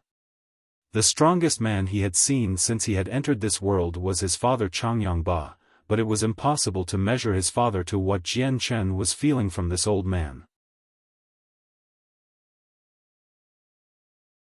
Chapter 6, Saint's Test. Although Jian Chen could see through his frail appearance and find the true strength of the old man, he remained motionless and did not reveal anything on his face. With a silent nod to show his thanks, he stepped by the old man and proceeded down the left corridor. Arriving at the end of the corridor, Jian Chen's eyes began to shine brightly as he walked into a large room. The light in this room was exceptionally bright, so much so that it was comparable to the light outside. Many neat and tidy bookshelves that contained thousands of books lined the walls of the library. Jian Chen slowly tilted his head to look at the ceiling. He knew that the reason why the light was so bright was due to the ceiling. He had no idea what material the ceiling was made from, but it was strangely emitting a strong glow. Although the light was somewhat intense, it was not to the point of irritating the eyes. Although the ceiling had piqued his interest, he wasn't willing to squander time by trying to figure it out. Walking up to a bookshelf, he finally grabbed a book and started flipping through it. The book had fairly clear descriptions written inside, despite it not being as thick as the others. It had taken Jian Chen 3 hours to completely read through the book. Because of this, he had finally gained some insights regarding this strange world. This continent was called the Tianyuan continent and was fairly big. There were numerous countries of various sizes and even more cities of all sizes. The biggest cities were known as the capitals, and each one stretched across countless miles, and each of these capitals were ruled by a city ruler. Each ruler was also in charge of several million up to 10 million guardian soldiers. However, within the entire Tianyuan continent, there were only 7 capitals, while 3 of the 7 were controlled by a single strong empire. Among the strongest empires were the Karl Empire and the Felicity Empire, who both controlled 2 capitals each. It was the Holy Empire that controlled the first 3 capitals. Under the capitals were the king cities, but the king cities were smaller than the capitals by a huge amount. Practically every kingdom had at the very least 1 king city, and each king city had 1 million guardian soldiers. Under the king cities were the first-class cities, which had 800,000 guardian soldiers. The second-class cities had 400,000 guardian soldiers each. Under the second-class cities were the varying villages, which all had their own guardian soldiers, but their numbers wouldn't reach over 50,000. Even their strength and numbers varied greatly. The Tianyuan continent had people that all practiced something called the Saint Force. When their Saint Force reached the 10th level, then based on the expert's ideology, the Saint Force will condense into a Saint's weapon. There were over 1,000 shapes, and each were completely dependent on the expert's ideology. As a result of the Saint weapon forming from the Saint Force, once it formed a special link with the expert. Some people with an outstanding gift would receive a saint weapon with a special attribute. These attributes were classified as earth, wind, water, fire, light, and dark. Among these elements, light and dark were rarely seen, but were still extremely powerful. The light element was extremely strong in the healing aspect, and those who had light-attributed saint weapons were given the title of immortals in the Tianyuan continent. They were given this title due to the fact that while on the battlefield, they could easily restore any damage taken. On the battlefield, if they were not killed in one strike, then they would be nearly impossible to defeat. Those with the dark element had a corrosive nature. Not only was this a troublesome element, but those with dark attributes were also in demand. At night, they could come and go as they pleased, earning them the titles of Night Lords, for the night was under their command. The rest of the four elements each had their own corresponding strengths. The amount of power they had depended on one's own strength and judgment. Of course, in the Tianyuan continent, those who had a saint weapon with an attribute was 1 in 10 compared to those who didn't have an attribute. On a battlefield, those with an attribute were often harder to fight against than those who didn't. The saint weapons were the strongest of weapons. In a war, saint weapons could be freely summoned at will and provide assistance to their masters to help overcome their limits. At the same time, a saint weapon and its master's life were intertwined. Whatever injury the saint weapon sustained would then be equally reflected back to the master. Also, if the saint weapon ever broke, then the master would receive a fatal wound as well. If the situation was grave, then even a wound may cause death. However, saint weapons were extremely hard to break. As long as the saint weapon was stronger than the opposing force, then it would not be harmed in any way. After a saint weapon takes shape, then this new way of cultivation would absorb the qi from the world to become stronger. This method would improve one's own strength as well. Once the saint weapon was formed, then the expert would be called a saint. In the Tianyuan continent, the saints are classified into 9 different levels: saint, great saint, saint master, great saint master, earth saint master, heaven saint master, saint ruler, saint king and saint emperor. Within each of the levels, they are further separated into 3 levels: lower, middle, and upper. Within the Tianyuan continent, there lies a mountain range that was spread out across the continent called the Mountain Range of Magical Beasts. The range was filled with countless magical beasts. The further you went in, the stronger the beasts would get. These magical beasts were also separated into 9 levels. The Class 1 beasts were equivalent to a saint, while the Class 2 beasts was equivalent to a great saint. Continuing on with this, a Class 8 beast was on par with a saint king, and finally, a Class 9 beast was equivalent to a saint emperor. At the same time, the Tianyuan continent had a very prominent profession called the mercenary. According to this book, the Tianyuan continent had many mercenaries. These mercenaries would accomplish a variety of tasks for money, although many mercenaries would enter the mountain range of magical beasts to hunt monsters and sell the monster cores for money. Although the dangers were big, the rewards were just as generous due to monster cores being highly valued in the continent. The higher grade a monster core was, the higher priced it was. There were some high-ranked monster cores that could not be bought with money alone. Monster cores were one of the most desired items in the continent. Inside the center of a monster core was a large amount of pure energy and could be absorbed by humans for a faster training speed. Absorbing the energy from a monster core was ultimately faster than trying to absorb the world essence into one's body. However, using the monster cores to increase the cultivation speed wasn't a method the general populace could do without having plenty of money. Other than a few odd things, Jian Chen was finally beginning to understand many things about this world. This world was exceptionally cruel and wars happened everywhere. The people of this world were more dangerous in comparison to his old world. If one wasn't strong enough, then they would find it hard to survive. Most of the people on the continent were practitioners as well, although the average practitioner would be of average strength. The average person wouldn't be able to cultivate their saint force to the 10th level and be able to condense it into a saint's weapon. If these people don't have the proper training and support, then they would remain at the lowest level similar to a peasant in the mountains. After finishing the books, Jian Chen finally understood the new world to a better degree. Saint weapons, elements and attributes, magical beasts, monster cores and mercenaries, everything was a new experience to Jian Chen that gave his heart a thrill. He was looking forward to the new world and desperately wished to leave the Changyang mansion immediately. To be able to experience the outside world would be a refreshing change of pace. However, Jian Chen knew that he would not be able to fulfill his desires in the upcoming years. His parents would never allow a 3-year-old child to leave their home for the outside world. Even if he could leave his home, he would have no way of defending himself. After a long period of time, Jian Chen decided to put even more effort into his training. Aside from his daily meals, every day was spent training alone within his room.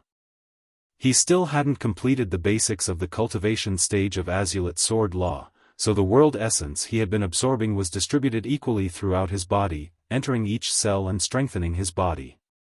It was only when his body could no longer be strengthened by the world essence would Jian Chen be able to break through to the second stage, where he would start the formal training of his true qi. Currently, Jian Chen still had the physique far beyond that of a normal person, however some regions of his body where qi previously gathered in his past world were still empty. In his previous world, Jian Chen had managed to finish the cultivation stage within a single year. Since this world essence was stronger by at least twofold, even though it was taking him more than 2 years to make a breakthrough, his body was getting stronger and stronger, giving his current body the potential to be even stronger than his previous body. Although Jian Chen normally spent the entire day hiding in his room to cultivate, neither of his parents had outwardly expressed any sort of bafflement or concern. The reason for this was because in the Changyang mansion, the parents would generally teach the children a method of breathing and let them train for a year. By the 3rd year, these children would take a test to see how strong their saint power was and evaluate their potential as well as their aptitude. When Jian Chen was 2 years old, Bai Yuntian had taught him the same breathing method as the other children had learned.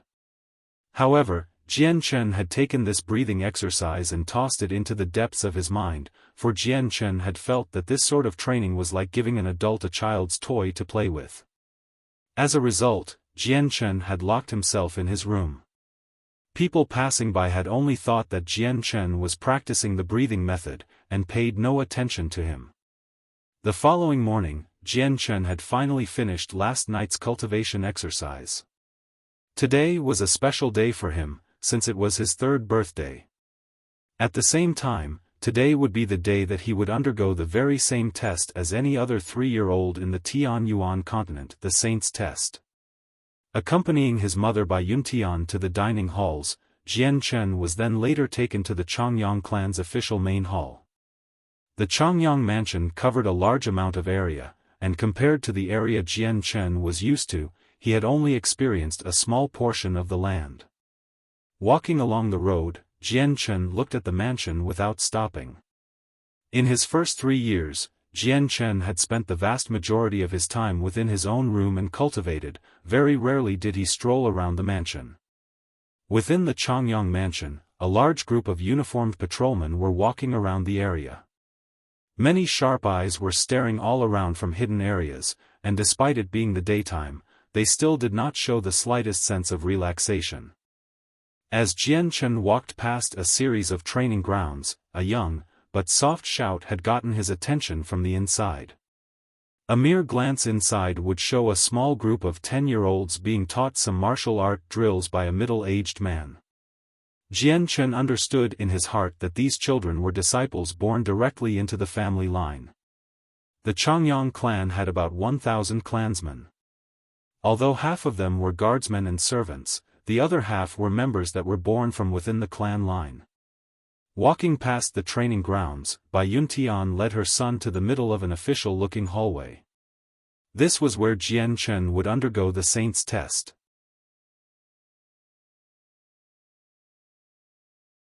Chapter 7, forgotten genius. Even though the outside hall was vast, the interior of the Changyang main hallways were even larger. Currently there were dozens of people strewn about, among them were a few middle-aged men who were dressed differently that stood out from the rest. Bai Yuntian led Jian Chen to their seats in the front of the hallway.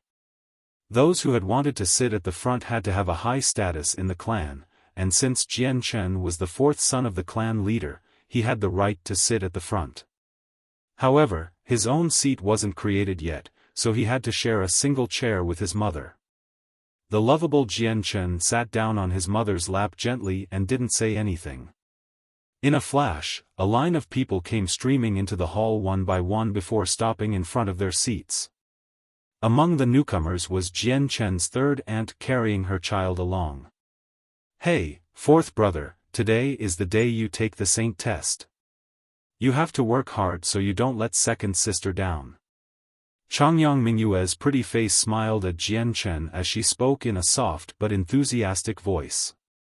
Although she was soft-spoken, everyone in the hall had clearly heard who and what she was talking about. "Mingyu." Her mother looked at her sharply as she spoke with soft rebuke. Changyang Mingyue laughed and stuck her tongue out at Jiang Chen.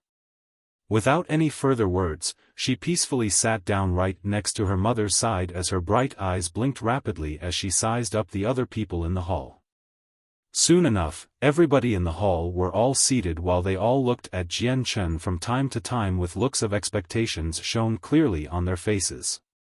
The reason why many people were gathered was due to Jian Chen's saint test. If it was any other child of the clan, then there would not have been such a massive turnout for the saint test. But Jian Chen wasn't a regular child with no status, he was the child to the clan leader of the Changyang clan as well as having an innate talent blessed by the heavens. The whole clan had practically placed all of their expectations on this child, hence why when it was Jian Chen's turn to undergo the saint test, every clan member would be there. After all, Jian Chen had many different achievements under his belt, and the saint test would be another important milestone for him. When everyone had settled down, Jian Chen's father Changyang Ba stepped towards the middle of the hall and sat down on the throne that signified his status as the clan leader with a great blade right next to him. Changyang Ba's eyes stopped on Jian Chen for only a second, but Jian Chen could see the faintest of smiles on it. Immediately afterwards, a voice spoke out, signifying the start of Jian Chen's saint test. "Deshu, I'm sorry to have you take control of the saint test ceremony," Changyang Ba said politely towards the elder. The elder looked to be around 60 to 70 years old white-haired man who wore gray clothing. Although his face was full of wrinkles, his eyes were bright and filled with excitement. The old man laughed, "The clan leader is too modest." Walking towards the center now, he carried a smile on his face as he looked at Jian Chen before calling out in a friendly tone, "Fourth master, if you please." Bai Yuntian looked at Jian Chen with a great look of affection and whispered, "Xianger, please go to where Deshu is standing so he can test for your saint force." "Okay," Jian Chen said lightly. The clever child got off of his seat and with his small paces, he slowly approached to where the elder De stood. Without further ado, Deshu lifted his right hand where a small silver ring began to glow with a dazzling white light.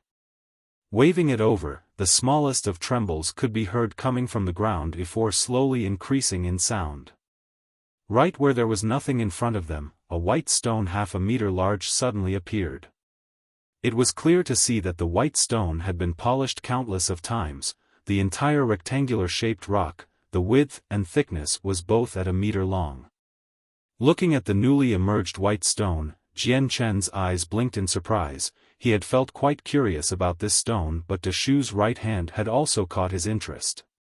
He stared intensely at the ring on his middle finger. It was the ring he had seen from the books.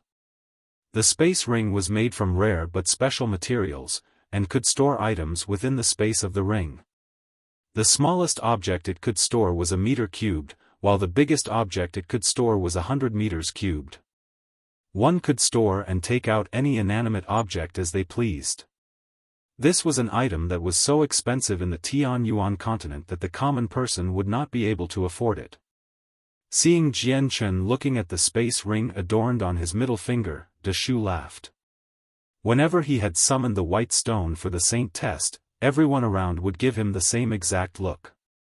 In fact, he had seen the look so many times, he had lost count. Fourth Master, please place a hand on the saint stone. De Shu smiled. The saint stone is a special rock that could measure the amount of saint force within a person's body. Within the large Tianyuan continent, there are many different items that could measure one's personal strength. The saint stone used colors to represent a person's strength: red, orange, yellow, green, cyan, blue, and purple. Having the stone flash red meant that the person was still below a saint in strength, while an orange color meant that the person was at the same level as a saint. The yellow color represents a great saint and blue meant the person was an earth saint master. Lastly, a purple color represented a heaven saint master. Any rank higher than the heaven saint master, like a saint ruler, saint king, and saint emperor, could not be ranked by the saint stone. Hearing De Shu, Jian Chen focused back on the task and extended his hand onto the white stone called the Saint Rock. At that moment, everyone's eyes were focused on the Saint Rock. They all stood up in anticipation, anxious to find out how strong the gifted Jian Chen would be. When Jian Chen placed his hand on the Saint Rock, De Shu extended his own arm to activate the Saint Rock through seemingly magical means.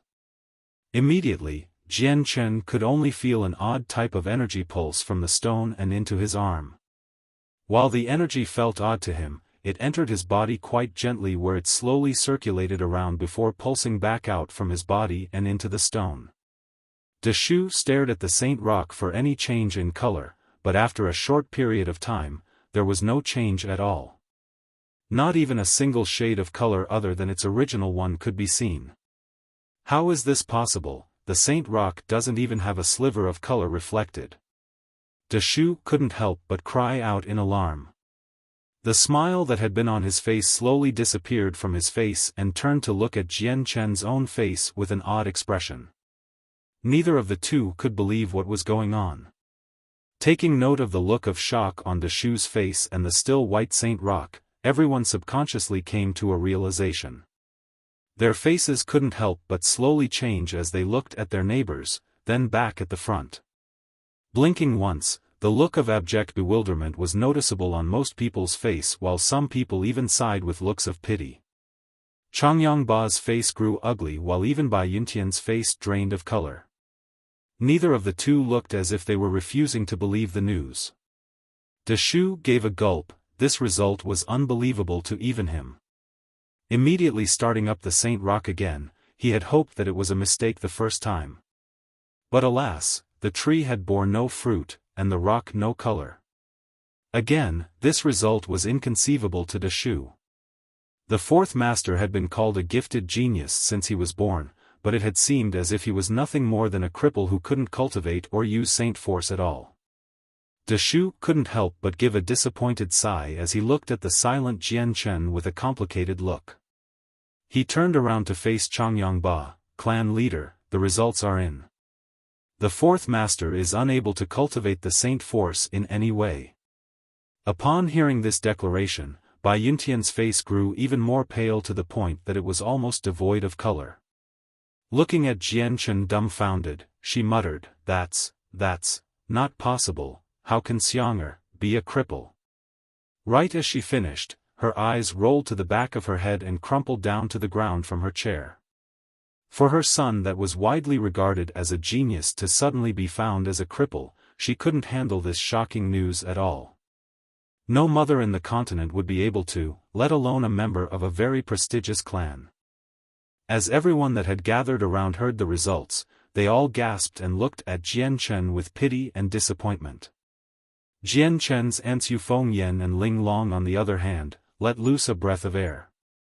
Seeing the mother and son's unfortunate situation, the two aunts couldn't help but rejoice silently to themselves. Ah, fourth sister, what's wrong? Fourth sister, please wake up. Fourth sister, please wake up. Rushing to her side, Bai Yushuang anxiously tried to awaken the unconscious Bai Yuntian, but to no avail.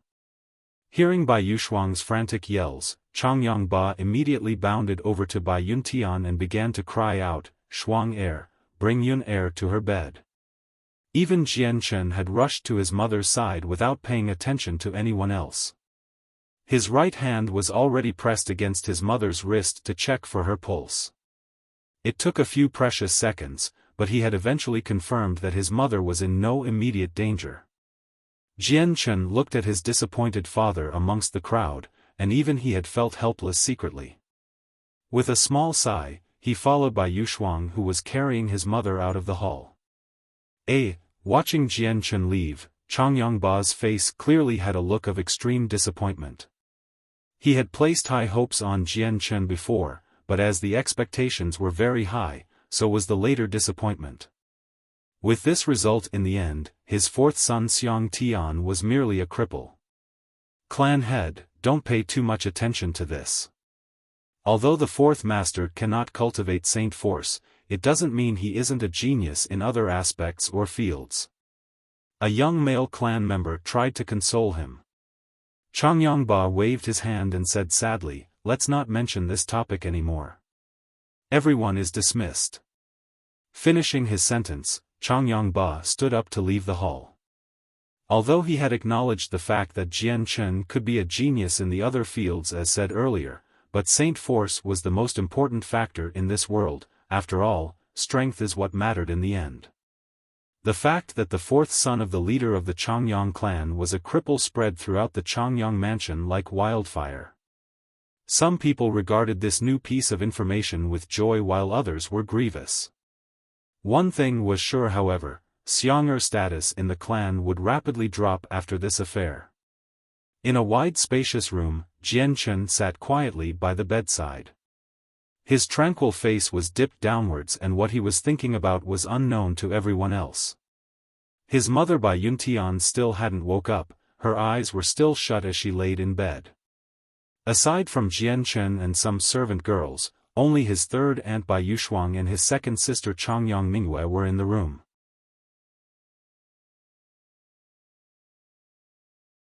Chapter 8, Disaster. Looking at the mute Jianchen, Changyang Mingyue blinked a few times.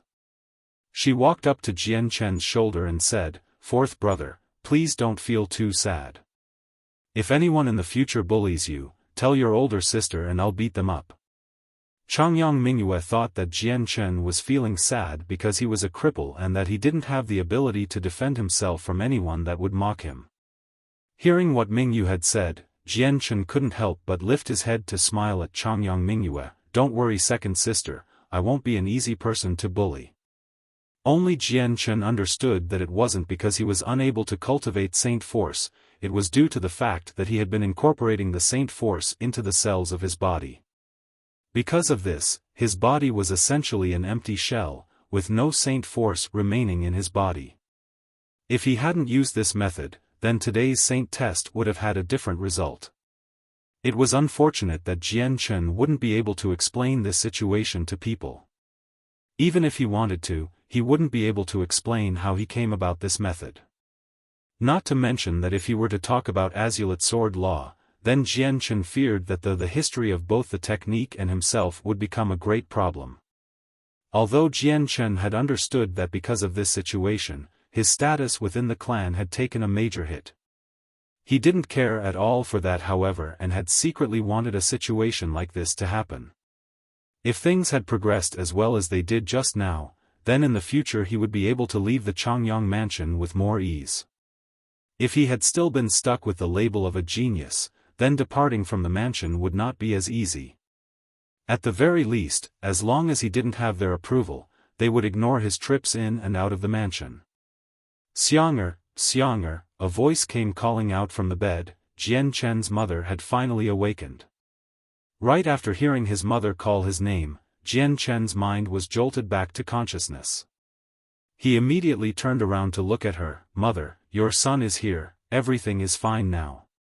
Bai Yuntian had a complicated look on her face as she gasped, "Your mother is fine, but Xiang'er, AI." As she spoke, a myriad of expressions were shown on her face ranging from sorrow, sadness, and even pain. "Fourth sister, please don't trouble yourself too much.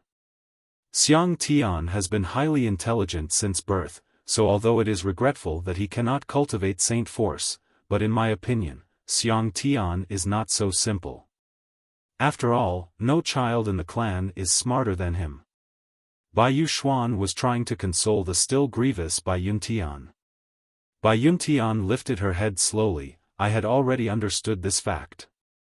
Looking at Jian Chen, she gently started to caress the back of Jian Chen's head. Xianger, don't feel sad, what your second aunt said is correct. Although you cannot cultivate saint force, you are still a very intelligent child, we still don't know in what areas you would be best suited for.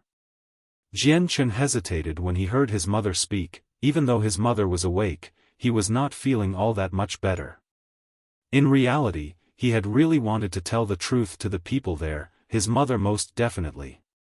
He wanted to say that he wasn't a cripple that couldn't cultivate saint force, but Jian Chen chose to endure this. Mother, don't worry, your son won't disappoint you. Compared to his mother's love for him, Jian Chen had utterly cherished it. He would later spend the whole day by the bedside of his mother before leaving at night. Periodically, Chang Yongba would drop in to see his wife, but he would then leave just as quickly as he came. When it came to Jian Chen, Chang Yongba's attitude towards him had been completely different these days in comparison to before. With each passing time, Jian Chen could clearly see that Chang Yongba had been treating Jian Chen with a colder expression. In the blink of an eye, 4 years had passed after Jian Chen's saint test. During the days that he wasn't busy, Jian Chen would shut himself in his room to continue training. The amount of training he needed nowadays was considerably longer than in the past, so much longer, that sometimes, Jian Chen would not be seen walking out of his room for the entire day. In those 4 years, Jian Chen's status in the clan had dropped immensely as expected. Chang Yongba had been treating him more coldly now, and no one had ever bothered to take the initiative to seek him out first. It was vastly different than from his mother who saw him every day. Her love had never wavered at all. Early one day, Jian Chen slowly opened his eyes from his cross-legged position once more to show that he had finished last night's training. Immediately extending both arms palm side up, a light round ball gradually came into view. He flipped the beautiful ball into the air from his hands and watched it fall towards the ground, where it came to a stop as both his hands were focused on it. Hearing only the slightest of sounds, Jian Chen clapped his tiny hands together as if they were 2 steel plates and started to do push-ups on the normally soft ground, occasionally bringing his head so close to the ground he could kiss it, and even left an imprint on the ground afterwards. Looking at his own hard work with a joyous smile, Jian Chen laughed. Half a year after the saint test, Jian Chen had already finished the cultivation stage of the first principle of the Azulate Sword Law. This meant that he officially started to cultivate the saint force without having to assimilate it into his own body. His cultivation rate was extremely fast, so fast that in the span of just few years, he had already reached an astounding result. As he was now, he could use the saint force that was stored inside of him to reinforce his hands so that they could break through stone without effort. Early in the morning, Jian Chen walked out of his room to wander around the Changyang mansion alone. However, a group of patrolmen were walking around at the time spotted him, with each member having a different expression on their faces. Some had a mocking look, while some looked at him with disdain, but very few looked at him with pity. The fact that Jian Chen was a cultivation cripple had long ceased to be a secret within the clan, and so even the guards that patrolled the mansion had started to look at him differently. But Jian Chen turned a blind eye towards them. His stomach was growling from hunger, and so Jian Chen had decided with a small sigh that it was time to head towards the kitchens. It had been a long time since he had accompanied his mother to the dining halls to eat together. Nowadays, he would go to the kitchens himself to eat breakfast, and would only eat lunch and dinner together with his mother and some of his aunts. When Jian Chen reached the kitchens, over 100 servants could be seen running about. The kitchen was a tremendous mess due to the stove where it stood like a smoking hot steamer basket. Oh! Isn't this the 4th master? The 4th master has come to the kitchens. AI, this isn't the proper place for someone as pampered as fourth master to be. The kitchens are for lowly servants like us, so why have you come here? The teasing voice of a 20-year-old servant came calling out. Judging by his odd tone of voice, it was clear to tell that he was mocking Jian Chen. Another voice continued straight after the first servant, if my guess is correct, then fourth master came down to the kitchens to get some steamed buns. But that's weird, why isn't the fourth master eating at the dining halls with the rest of the clan? Has he wronged himself and so wanted to eat the steamed buns from the kitchens? These steamed buns are only fit for us lowly servants and guards to eat, however. Another 30-year-old servant continued to sneer at Jian Chen. Upon hearing the two people talk, the other servants in the kitchen all started to look at the spectacle. Both of these servants had the support of some of the superiors. For example, the 20-year-old servant was not only introduced by Chang Yongba's first wife Ling Long, but he was also the servant of Jian Chen's eldest aunt. Rumors had it that Ling Long had hired him because he was a family relative, but because his body had lacked the power, he could only work in the kitchens. As for the 30-year-old servant that spoke second, his brother is the group leader of the Changyang Mansion Guards. Hearing the two servants mock him, Jian Chen could only narrow his eyes slightly as anger flashed through his eyes. Biting back any sort of rebuke, he moved towards the giant steamer basket and held his hand out to take off the lid of it before all of a sudden, two giants' hands came out of nowhere and quickly moved the steamer basket away from him. I should really bring these steamed buns to the guards right away, our honored guards haven't yet eaten breakfast yet after all.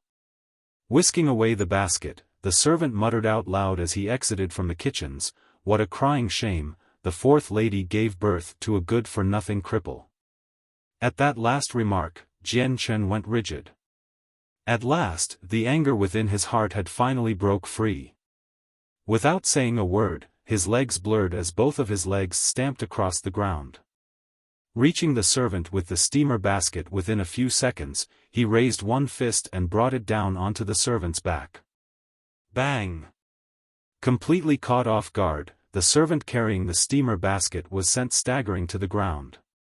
The basket he had carried dropped to the floor, and with a great big smash, the nice and plump steamed buns scattered across the floor in 4 directions one by one. Everyone in the kitchen stared at this unforeseen event with a shocked look. Seeing where Jian Chen now stood, no one could believe what they saw.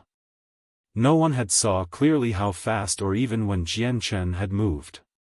For the 7-year-old fourth master to have brought down the 30-year-old servant with a single punch to his knees, it was inconceivable. Although the steamer basket had been dropped and the food wasted, everyone was still amazed by this show in front of them. Ha ha ha, brother Chiao Lao, you really amaze me. Even though you are an expert that has reached the 3rd layer of Saint Force, yet you were knocked down by the fist of a little child. Did you waste too much energy with a girl last night to become this weak? Looking at the servant at the ground, the first servant who had made fun of Jian Chen was now roaring with laughter at the second servant. The servant called Xiao crawled up from the ground, his eyes burning with fury towards Jian Chen as the words of his younger servant friend reached his ears. For a 7-year-old child to push him down to the ground, especially a child that was a cripple in the ways of cultivation, this was the ultimate form of humiliation and shame for him. After all, although he had not yet condensed his saint force into a saint weapon, he was still a practitioner that had reached a level far above that of the cripple. Shaking his head in rage, Xiao had forgotten in that moment that Jian Chen still held the status of being the 4th master. With a snarl, he jumped towards where Jian Chen stood and sent a punch towards his stomach. Watching Xiao fist get closer, Jian Chen had a look of disdain on his face. To him, this punch that he had thrown out was full of mistakes and openings, and so he dodged by moving to the side very slightly to avoid the fist. Throwing himself forward, Jian Chen's right leg arced in a beautiful way and kicked Xiao firmly on the nose. Ah! Xiao let loose a blood-curdling scream as he clasped his bloody nose with his hands. Even then, a small steady flow of blood leaked through his hands. Jian Chen's leg had not been merciful, Chiu Er's nose had been kicked in and broke.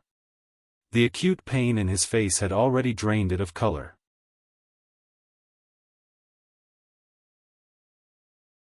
Chapter 9, Revealed Strength. Chiu Er looked at Jian Chen with obvious anger in his eyes, making it seem as if he was a wild beast that wanted to take Jian Chen down.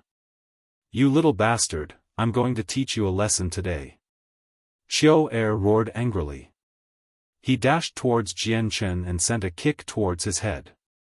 The kick was fairly fast, and if it connected, it definitely would not result in a small wound for any normal person. But since Jian Chen was still in the body of a child, a direct hit from such a strong kick had a high chance of killing him. Assessing the strength of Chiu Er's kick, the 20-year-old servant's face suddenly lost its humorous expression and became pale. Shouting out in alarm, he cried, "Brother Chiu Er, stop!" Jian Chen was still the fourth master as well as the son of Changyang Ba. Despite being a cripple, he still had some degree of respect around the Changyang mansion. It was barely okay to mock him, but to raise a hand against the fourth master was unforgivable. Even if they had the support of any of the elders, they would still incur a terrible punishment upon them. Seeing the intensity of Chiu Er's kick, Jian Chen's face changed as well. His eyes grew cold as he leaned to the side again. Calmly staying outside the reach of Chiu Er's kick, he didn't retreat. Instead, Jian Chen rapidly approached Chiu Er's body. He placed his arm on Chiu Er's still outstretched thigh while the other hand went to the other thigh. With a low growl, Jian Chen released all of the saint force he had stored in his body into his waist and surprisingly lifted the over 100-pound Chiu Er above his tiny body. Raising Chiu Er's body, Jian Chen didn't bother giving him time to retaliate. Both his legs began to move across the ground as Jian Chen threw the heavy body of Chiu Er forward. Chiu Er's body flew over 5 meters before slamming into a table meant for cutting vegetables. Coincidentally, underneath his falling body was a stack of iron skewers, falling down onto that would make him resemble a bizarre human porcupine. Chiu Er fell on top of the skewers, and at least an inch of skin had been pierced through by them. Immediately, Chiu Er screamed in pain as the skin of his body was distorted and the pain in his nose was still piercing through his mind. Every servant in the kitchen suddenly came to a standstill from the unbelievable event they had just watched.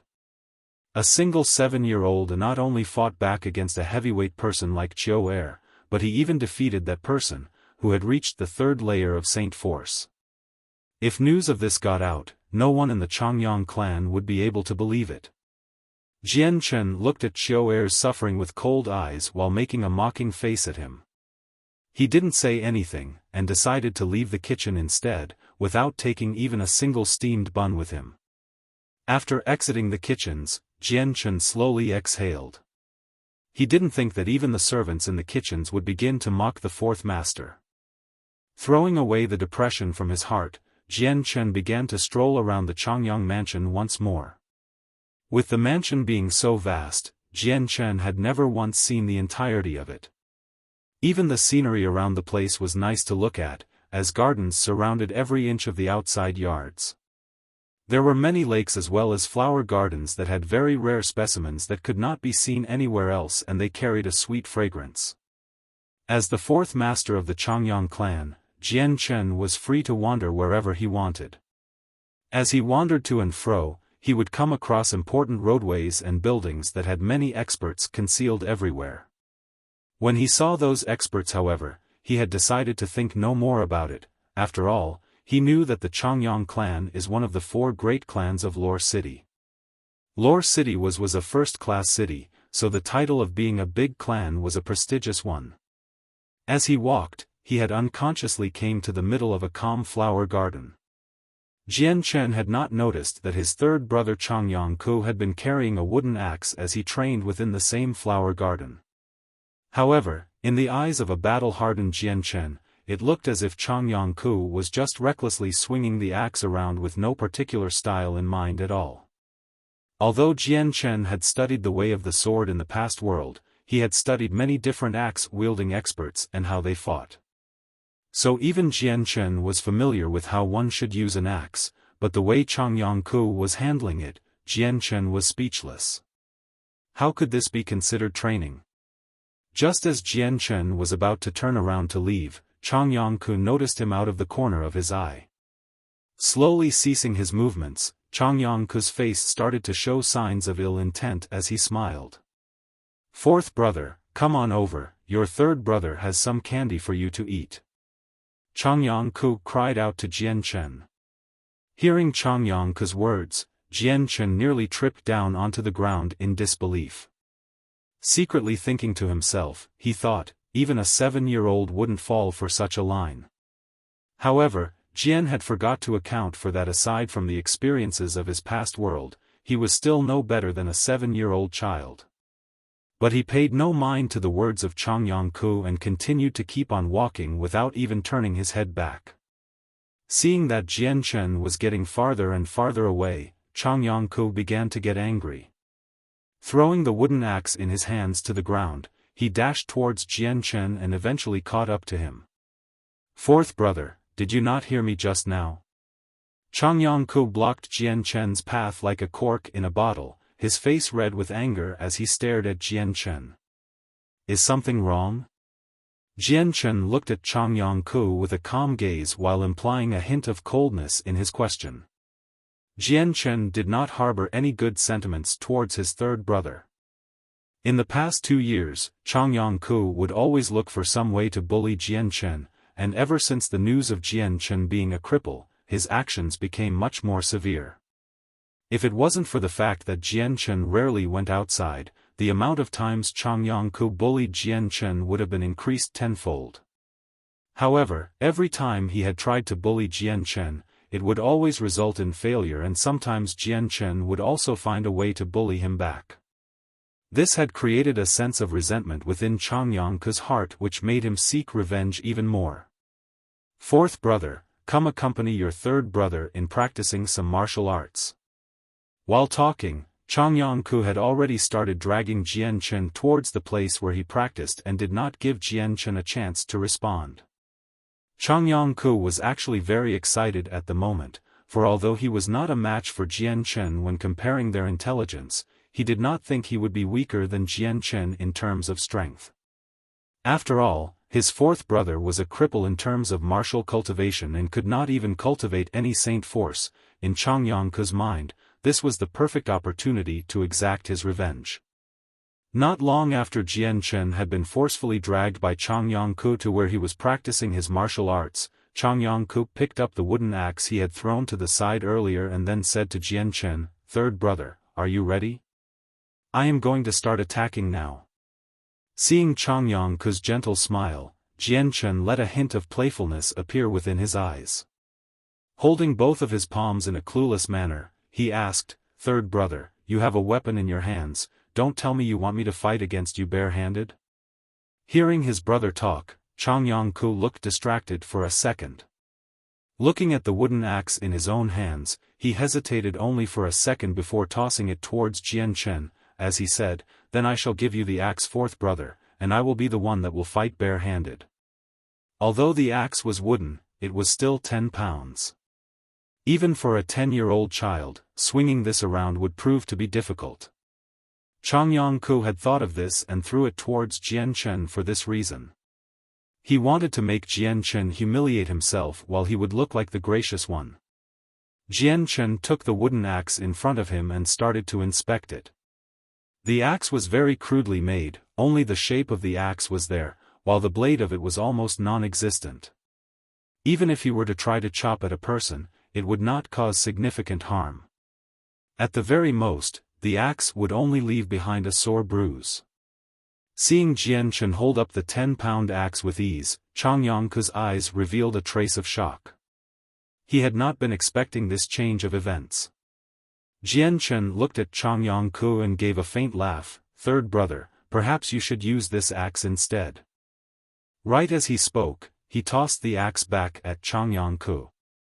Catching the axe he had only just thrown at Jian Chen, Chang Yongku began to feel suspicious. "Fourth brother, could it be you still wanted to fight me barehanded?"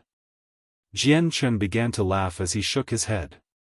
Grabbing a nearby tree, he snapped off a branch 1 meter long. Shaving away the little twigs and leaves, Jian Chen was left with only a single branch. This will be my weapon. Raising the branch, Jian Chen laughed gently. Changyang-ku looked at the tiny stick that could be quickly turned into chopsticks in Jian Chen's hand and laughed. He was no longer angry as the day that he would be able to beat Jian Chen with ease seemed to be getting closer and closer. The dream of being able to bully Jian Chen without taking any losses had finally come for Changyang-ku. This would make him extremely happy. Changyang-ku clasped onto the axe firmly, then fourth brother, you'd best be careful. Your third brother will begin to attack. Right after saying it, Changyang-ku immediately stormed towards Jian Chen with the axe held in both his hands before trying to bring it down onto Jian Chen. This axe wasn't able to inflict a fatal wound, so Changyang-ku didn't bother to hold back and swung with all his might. Jian Chen's legs crossed forward each other as he dodged the axe. Swinging his tree branch with frightening speed, the branch had suddenly become more frightening in power. Even Jian Chen's demeanor had changed abruptly. As he pressed forward, the normally safe branch became a deadly sword in his hands. Jian Chen was swinging the sword with unbelievable speed, leaving Changyang-ku with almost no room to counter when at last, the tree branch had already placed itself on Changyang-ku's throat. Third brother, you've lost. With a playful banter, he returned the axe that Changyang-ku had dropped shortly in the middle of the match. Changyang-ku could only stare at the tree branch at his neck with disbelief flashing across his eyes. He had not seen the tree branch move at all. By the time his eyes had saw a sign of movement, the match had already finished. Still in shock, Changyang-ku shook his head. Grabbing the tree branch at his throat, he snapped it in two and cried out in disbelief, that didn't count. It definitely didn't count. Fourth brother, you weren't fighting fair at all. Jian Chen laughed as he looked at the red-faced Changyang-ku. Third brother, you don't even know if I was fighting fair or not. He said in a strange voice. That is, Changyang-ku scratched at his cheek and stammered as he tried to think of an excuse.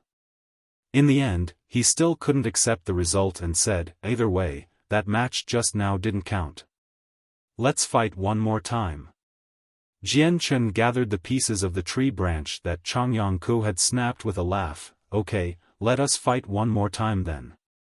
Without further ado, he walked 5 meters away from Changyang-ku.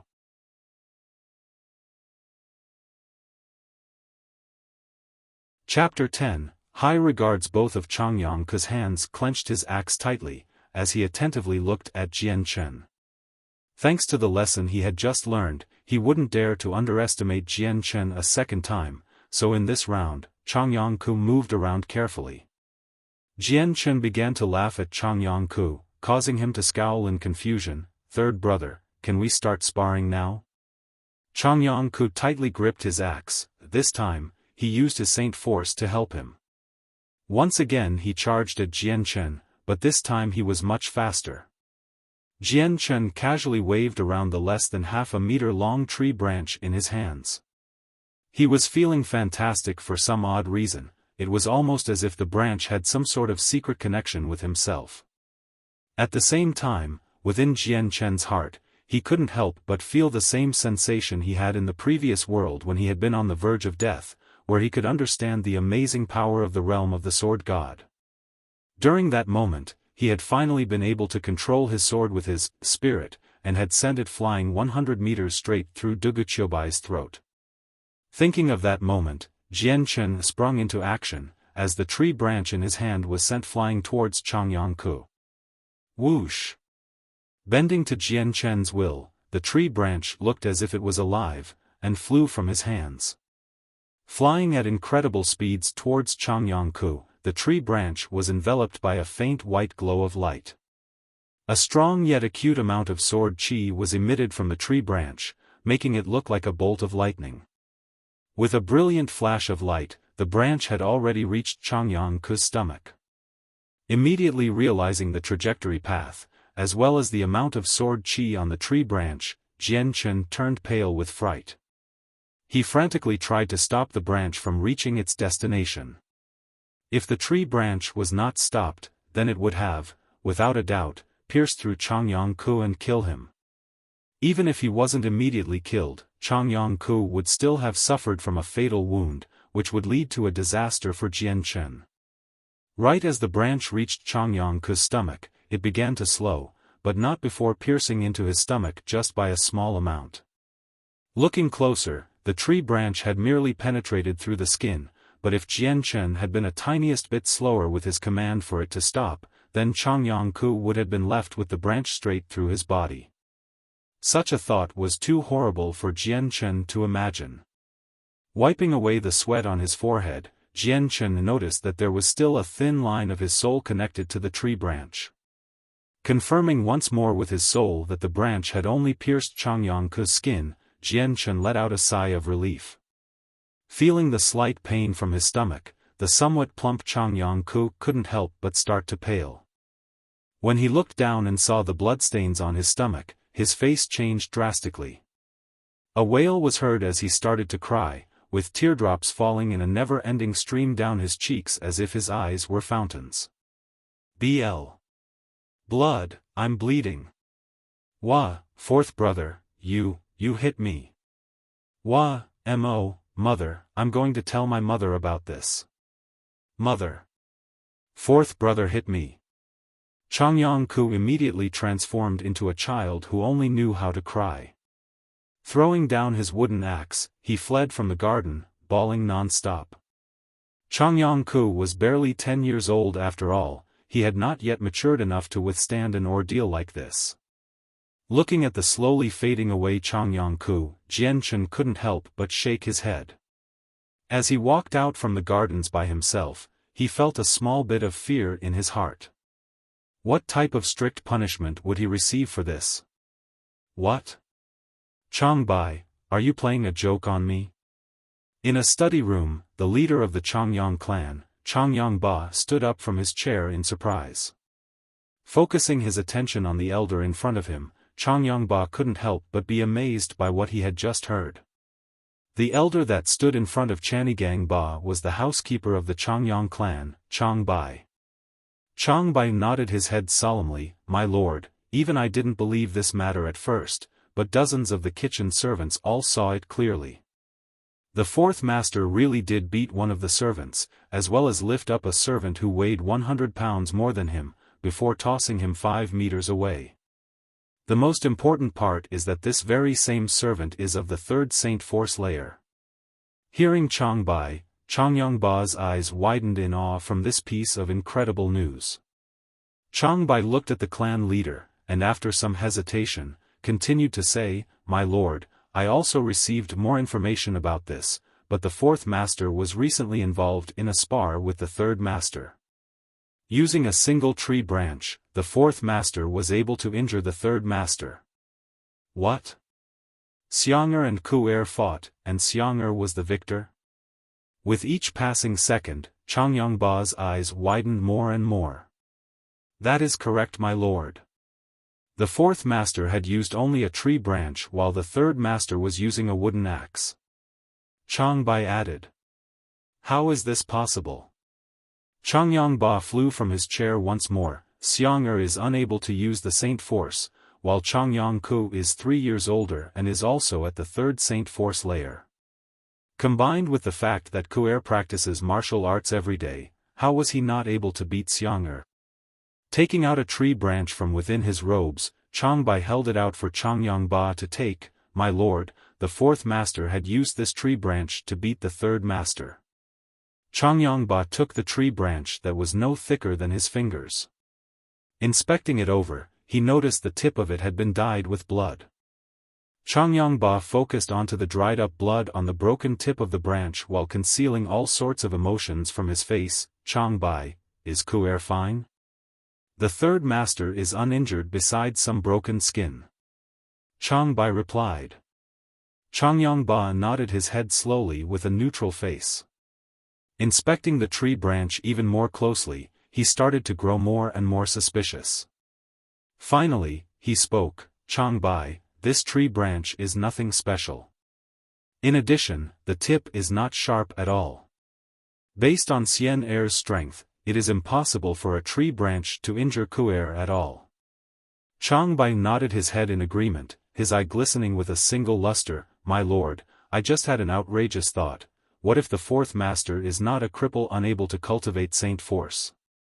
Seeing the fourth master's display of might today, perhaps the fourth master had already cultivated Saint Force to the fourth level? There would be no other way for the fourth master to beat the third master otherwise. Hearing Chang Bai, the clan leader's face grew bright with emotion. To treat his son who was regarded as a genius badly after being revealed as a cripple, this was Chang Yongba's biggest regret. Chang Bai, what you're saying is that Xiang'er is not only able to use Saint Force, but that he is actually a genius at it as well. Chang Yongba's voice began to tremble with emotion. For a 7-year-old to reach the fourth layer of Saint Force, this could only be accomplished by geniuses of the Tian Yuan continent. On average, by the time someone reached the fourth layer of Saint Force, they would be years old.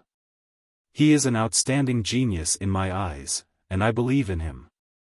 I can tell that the fourth master will be able to surpass even me in the future. Chang Yongba started to tremble and shake as he listened, his eyes expressing rapt excitement and minor disbelief. Chang Bai continued to speak. Back when the fourth master was revealed to be a cripple unable to cultivate Saint Force, I had found it quite strange. I had always found this situation to be fishy, but I couldn't figure out exactly what was off until today. With the fourth master's 2 displays of strength today, I'm finally able to confirm my suspicions. The fourth master was never a cripple, but indeed a genius of cultivation. Chang Yongba deeply inhaled to calm down his increasing heart rate, but before he could say anything more, a clan's member came running in and said to him respectfully, "My lord, the third master has been injured. The third lady wishes for the lord to come visit right away." "I understand, you may leave." Chang Yongba waved his hand, dismissing the clan member indifferently. "Yes, my lord." The clan member bowed respectfully before slowly exiting. Chang Yongba looked back at the housekeeper. "Chang Bai, it would be best if we head on over while checking up on Xiang'er. He has been neglected for so long after all." After he had spoke, he immediately paused gravely. "Chang Bai, the 2 servants that dared to bully Xiang'er in the kitchen, I'll leave it to you to drive them away from my mansion." "Humph, those 2 lowly servants, to think that they could bully Chang Yongba's son without consequences." Chang Bai laughed briefly. "My lord, those 2 servants have already long since been driven off. Although one of them was introduced by the First Lady Ling Long, the other servant's older brother is the leader of one of the team captains of the patrol guards. But since they dared to bully the fourth master, they no longer have any reason to stay behind in this mansion. Otherwise, would not dare to show face around the Changyang mansion ever again." In a largely decorated room, the recently injured Changyang Ku lay on the bed. With a pale face, he stared at the freshly bandaged wound on his stomach. Sitting at the edge of the bed was Changyang Ku's mother Yufeng Han, with a look of distress as she tended to her son. Not too far away, Jian Chen and his mother Bai Yuntian, as well as first aunt Ling Long, second aunt Bai Yushuang, and second sister Changyang Mingyue all stood around the bed.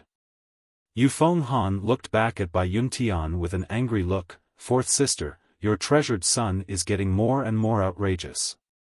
To have assaulted my Ku'er with such a dangerous weapon, it's a good thing my Ku'er is very strong and didn't suffer a deadly wound. Otherwise, who knows how this might have gone." Jian Chen scowled as he listened to her, not accepting her words even a tiny bit. "This can't be blamed on me, it was third brother who had asked me to spar with him. A small injury like this is unavoidable. Besides, I was not using a dangerous weapon, but a tree branch. If anyone is to blame, then it is third brother's lack of skill." Yufeng Han's face went ashen at Jian Chen's remarks. What he had said made perfect sense and she could not refute them in any way. Just thinking about how she had been outspoken against by a mere child, an unholy rage rose up within her. Along with the words, "If anyone is to blame, then it is third brother's lack of skill. Yu Fenghan's face went from green to white in rapid succession. These words meant that her son was no stronger than a cripple who could not even cultivate saint force at all. Hearing that Yu Fenghan be beaten by a child, Bai Yushuang could not help but laugh merrily, while Ling Long sat there with an expressionless face.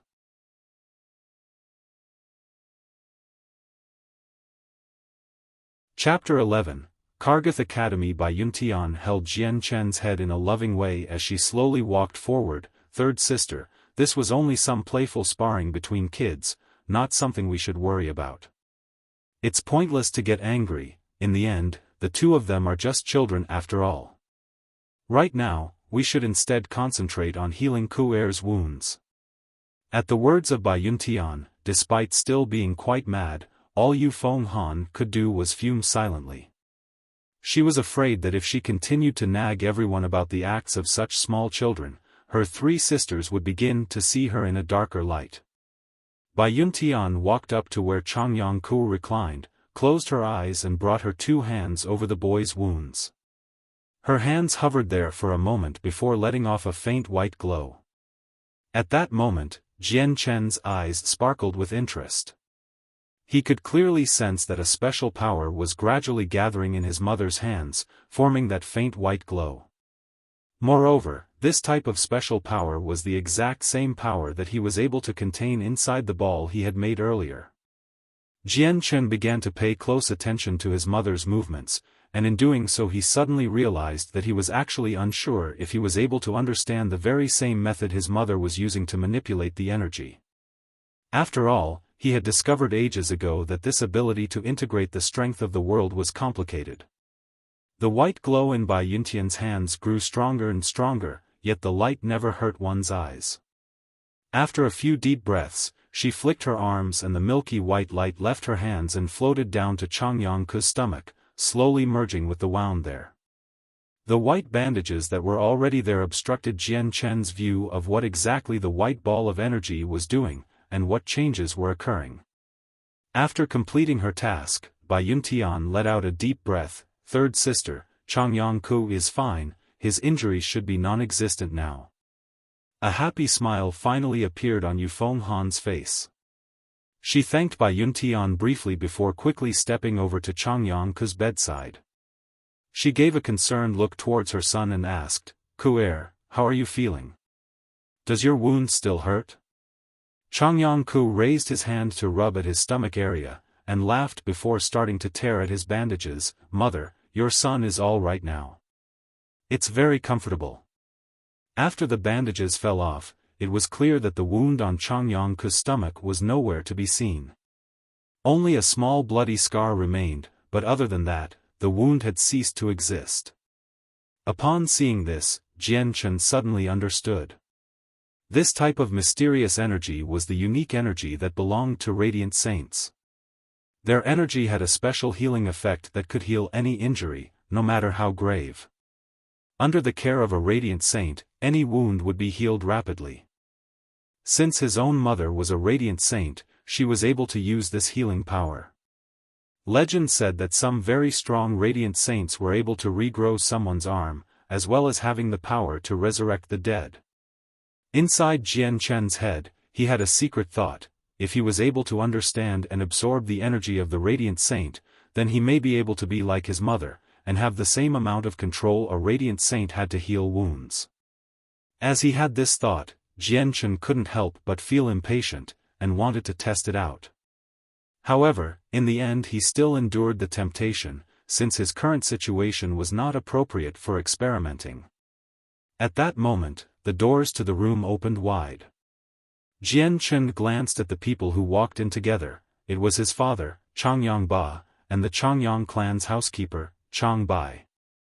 "How is Kuer? His injuries are not that severe, are they?" Changyang Ba asked with a voice of concern. "I thank my lord for his concern, but fourth sister has already healed him, so Kuer is fine now." Yu Fenghan's face showed a hint of a smile. Changyang Ba was showing some concern for his son, so she felt happy. "Then everything is fine now." Changyangba nodded his head and looked at Jian Chen. Xiang'er, how have these past few days been treating you? Even when talking to Jian Chen, some concern was being shown as well. I thank Father for his concerns, your son has been doing very well. Jian Chen's voice was very even. Ever since the end of the Saint test, this was the first time Changyangba and Jian Chen had talked to each other. Hearing Jian Chen's voice sound so clipped with a sense of detachment, Changyangba couldn't help but sigh to himself secretly. Xiang'er, come accompany your father to the study room. Changyangba then turned around to exit from the room. In a flash, Jian Chen followed Changyangba and Changbai into the study room. Sitting down on a chair, Changyangba stared at Jian Chen for a moment, before asking him, Xiang'er, I have heard that earlier this morning, you injured Xiao of the kitchen servants this morning. That is true. Jian Chen had already realized that his true strength had already been revealed, so there was no point in trying to hide it. Changyangba's eyes had a cheerful expression as he laughed and said gently, Xiang'er, why don't you tell your father, can you already cultivate Saint Force? Jian Chen nodded his head faintly and answered as neutrally as before, yes.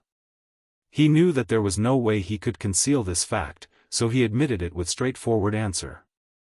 Although he already could guess that Jian Chen could cultivate Saint Force, hearing the confirmation from Jian Chen's own mouth made Changyangba feel even more emotional. Changbai, may I trouble you to test Xiang'er's Saint Force again? Changyangba was happy now, but he still spoke to Changbai politely, not at all having an attitude of the clan master asking for a housekeeper to do something. But Changbai only laughed, and brought the hand with his space ring up, causing the Saint Stone to once more appear right in front of Jian Chen's eyes. Fourth Master, please put your hand on top of the stone. He said in a warm tone. The moment Jian Chen put his hand on the Saint Stone, Changbai also activated it. In that instant, Jian Chen once again felt that mysterious power being emitted from the Saint Stone, entering his body through his arms. Within him, the power roamed around in a circle, before finally returning back to the Saint Stone. At the same time, the only thing that could be seen was the entire Saint Stone suddenly emitting a faint red glow. Seeing the Saint Stone glow red, Changyangba's face showed an excited expression. Even Changbai now had a faint smile, and he looked at Jian Chen with a gratified look in his eyes.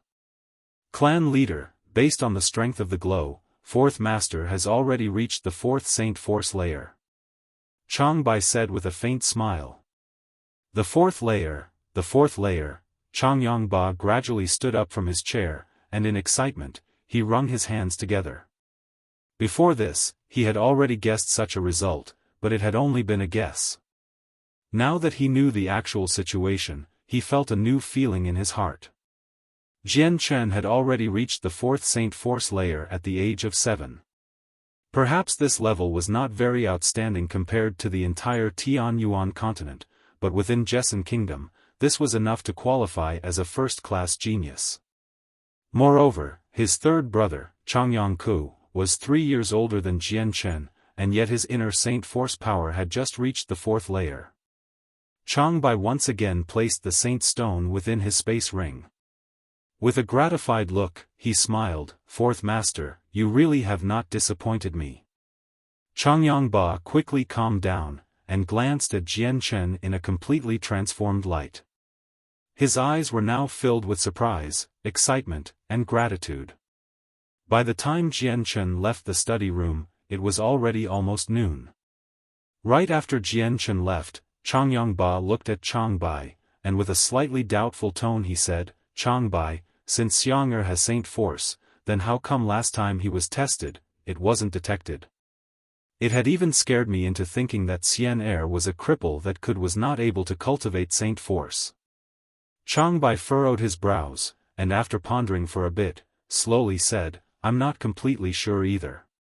Perhaps the last Saint test malfunctioned somehow. However, this is no longer of any importance. Changyangba nodded. Currently, Xiang'er is only around 7 years old, and he has already reached the fourth Saint Force level. If this continues, I predict that the latest that Xianger will break through the 10th Saint Force level is by the age of 18 and condense his Saint Force into a Saint weapon. Moreover, Xianger has always been an outstanding genius since he was young, so I want to quickly send him to Kargath Academy to study. What does Changbai think? Hearing these words, Changbai pondered for a bit, then replied, Kargath Academy is the most famous academy in our Jessen kingdom. However, the threshold to enter the academy is high. The person's strength must have reached the 8th Saint Force level, and his or her age cannot be over 18. If clan leader wants to quickly send 4th Master to Kargath Academy, I'm afraid that is impossible in such a short period of time. Although the 4th Master has already reached the 4th Saint Force level, the distance to the 8th Saint Force level will most likely take quite a long time. After all, the higher the Saint Force level, the harder it is to raise. I hope that Xianger can quickly train to the 8th Saint Force level within the next few years. Changyangba said softly. Changbai smiled, don't worry, clan leader. I believe that 4th Master will reach the 8th Saint Force layer sooner or later. The only issue is time, since just now, when I assessed 4th Master, I discovered that 4th Master's Saint Force wasn't far from reaching the 5th layer. Hearing these words, Changyangba was unable to contain his joy, as he mumbled, I hope that Xianger will really surpass Changbai in the future, and become the clan's pillar of support. Changbai stood on the side, smiling wordlessly. However, his eyes did not at all hide his expression of anticipation. After leaving the study room, Jian Chen immediately ran quickly back to his own room. He tightly closed his door, and he recalled the entire frightening scene of his fight with Changyang Ku. Although Jian Chen knew that during his fight with Dugu Qiubai in his previous world, he had made a breakthrough and entered the realm of the Sword God, but he didn't dare think that after his reincarnation he would still be able to accomplish it. Just thinking about that remarkable ability sent Jian Chen into a spiral of joy and excitement. But when Jian Chen thought back to when the tree branch had mysteriously emitted sword qi, he started to feel some doubt. He no longer had the same strength he had from the previous world, so how was it possible for him to control an ordinary tree branch with the same sword qi? As he contemplated this, Jian Chen decided to give it a try once more. Scanning the room, his eyes noticed a nearby wooden clothes rack. Snapping off a 2-foot wooden strip, Jian Chen would use it as a makeshift sword. Holding the 2-foot wooden strip, Jian Chen slowly entered a state of tranquility. Deep in his mind, Jian Chen slowly began to convince himself that the wooden strip in his hand was not a wooden strip, but a sword instead. A sword for a god that could overcome anything. Slowly as he harmonized with it, he could feel the grains in his hands, and see them very clearly within his own head so well, he could even understand their internal compositions. Sucking a deep breath, he tried to quell the feelings of emotions within his heart. Taking hold of his emotions, the item in his hand flew into the air. Right as Jian Chen's mind had reached this state, he had already established a connection between the wooden strip and his spirit. As the wooden strip separated from his hand, it floated by itself in midair while still being under Jian Chen's control. It slowly inched forward before emitting a white ray of light, revealing the sharp sword qi he was familiar with. At this moment, Jian Chen had realized his soul had completely harmonized with the wooden strip, to the point that it had felt like his own arm that could easily be controlled with his will. At the same time, he had realized that the sword qi in the wooden strip had something to do with his soul. With that realization, Jian Chen could only see a bright ray of light coming from the hovering wooden strip and flew around his body with a speed so fast, even Jian Chen couldn't see it clearly. Jian Chen's heart pulsed quickly as his face revealed a look of extreme joy. He had not thought that the final moment of his life in the previous world would he be able to understand the sword's soul. From that day on, the remarkable ability of the sword's soul was not only Jian Chen's strongest attack, but also a skill that could save his life. Unknowingly, a few years passed. The current Jian Chen was already 15 years old. During these past few years, Jian Chen had rarely gone outside, and spent every day in his room training the Azulite sword law. His strength had already been revealed, and he had even been recognized as a cultivating genius. Thus, his position in the Changyang household had changed. There was no longer a single person in the household that dared to look down on him. Moreover, Changyang Ba had been extremely caring to Jian Chen in pretty much every possible way. Among this, the happiest one was Bai Yuntian. Originally, her son that was deemed as a cripple unable to cultivate, but now he had transformed into a cultivating genius, especially since he had reached the 4th Saint Force layer at the age of 7. Anyone could imagine how happy Bai Yuntian was about her son being extraordinary. However, Jian Chen discovered that since he had revealed his true strength, his eldest aunt Ling Long and third aunt Yufeng Han seemed to always look at him with an unfriendly expression. This situation was one that the Jian Chen with memories of his previous life was well aware of. Within the past few years, Jian Chen had already reached the 8th Saint Force layer. Moreover, this was only because Jian Chen had purposely slowed down his pace. That was because during the past few years, Jian Chen had used almost half the time to familiarize himself with the sword laws from his previous world. Otherwise, he most likely would have broken through the 8th level ages ago. Because of this, Jian Chen was currently not far from reaching the 9th layer already. Right now, within the Changyang household, Jian Chen's strength had already well surpassed his second sister Changyang Mingyue, and his third brother Changyang Ku. Although Changyang Mingyue was over 3 years older than Jian Chen, her saint force had stopped at the 7th layer. As for Changyang Ku, he had never really had any talent for cultivating, and his current 17-year-old self had only achieved the 5th Saint Force layer after much difficulty. In the early morning, a large group of people gathered outside the Great Hall. Amongst this group were Jian Chen's parents, his 3 aunts, and even his third brother, Changyang Ku, and his second sister, Changyang Mingyue. Aside from them, a few of Changyang household's chief figures were also present. There was also a bird-type magical beast about 3 meters large that calmly sat on the ground, not too far from the crowd of people. Today was the day that Jian Chen would leave for Kargath Academy to study. The minimum standard to enter Kargath Academy was having achieved the 8th level. In addition, the person's age could not be over 18. Currently, Jian Chen met both of these standards. Moreover, today happened to also be the enrolling General Assembly for Kargath Academy that only occurred once a year. Bai Yuntian's face was covered in tears as she looked at Jian Chen. With a loving gaze, she said, "Xiang'er, you have to study diligently at the academy. Try to stay out of trouble, understand?" Bai Yuntian spoke with a tone filled with deep concern. Jian Chen obediently nodded, and said, "Don't worry, mother, I know what I should do." Changyang Ba walked up to Jian Chen, and said, "Xiang'er, this space belt is something father prepared especially for you. Although it isn't anything priceless, and the amount of space inside isn't very large, it can still store some small things. If you break through the 10th level by the time you turn 18 and condense your saint force into a saint weapon, then father will reward you with a space ring and a monster core." While speaking, a very exquisite belt had already appeared in his hands. Seeing the size of the belt, it was obvious that it had been specifically tailored for Jian Chen.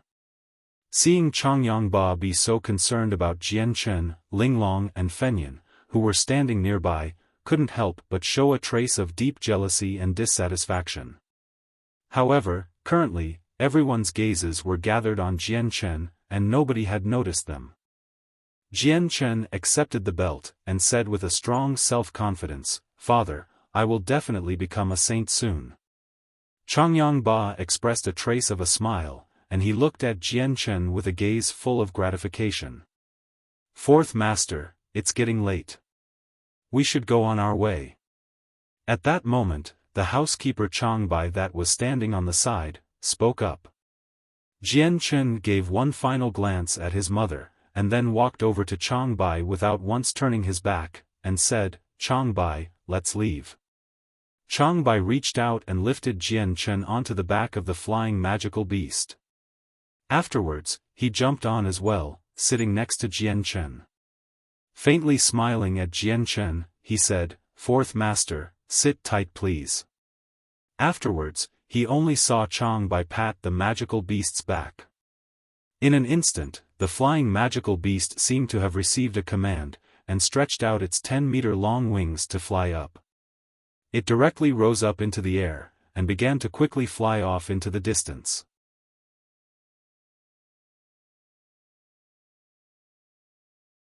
Chapter 12, Big Brother Changyang, who sitting on top of the flying magical beast.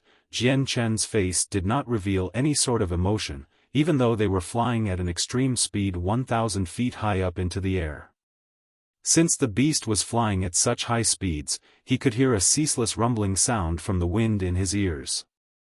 Looking at Jian Chen's passive face, Chang Bai couldn't help but nod in approval.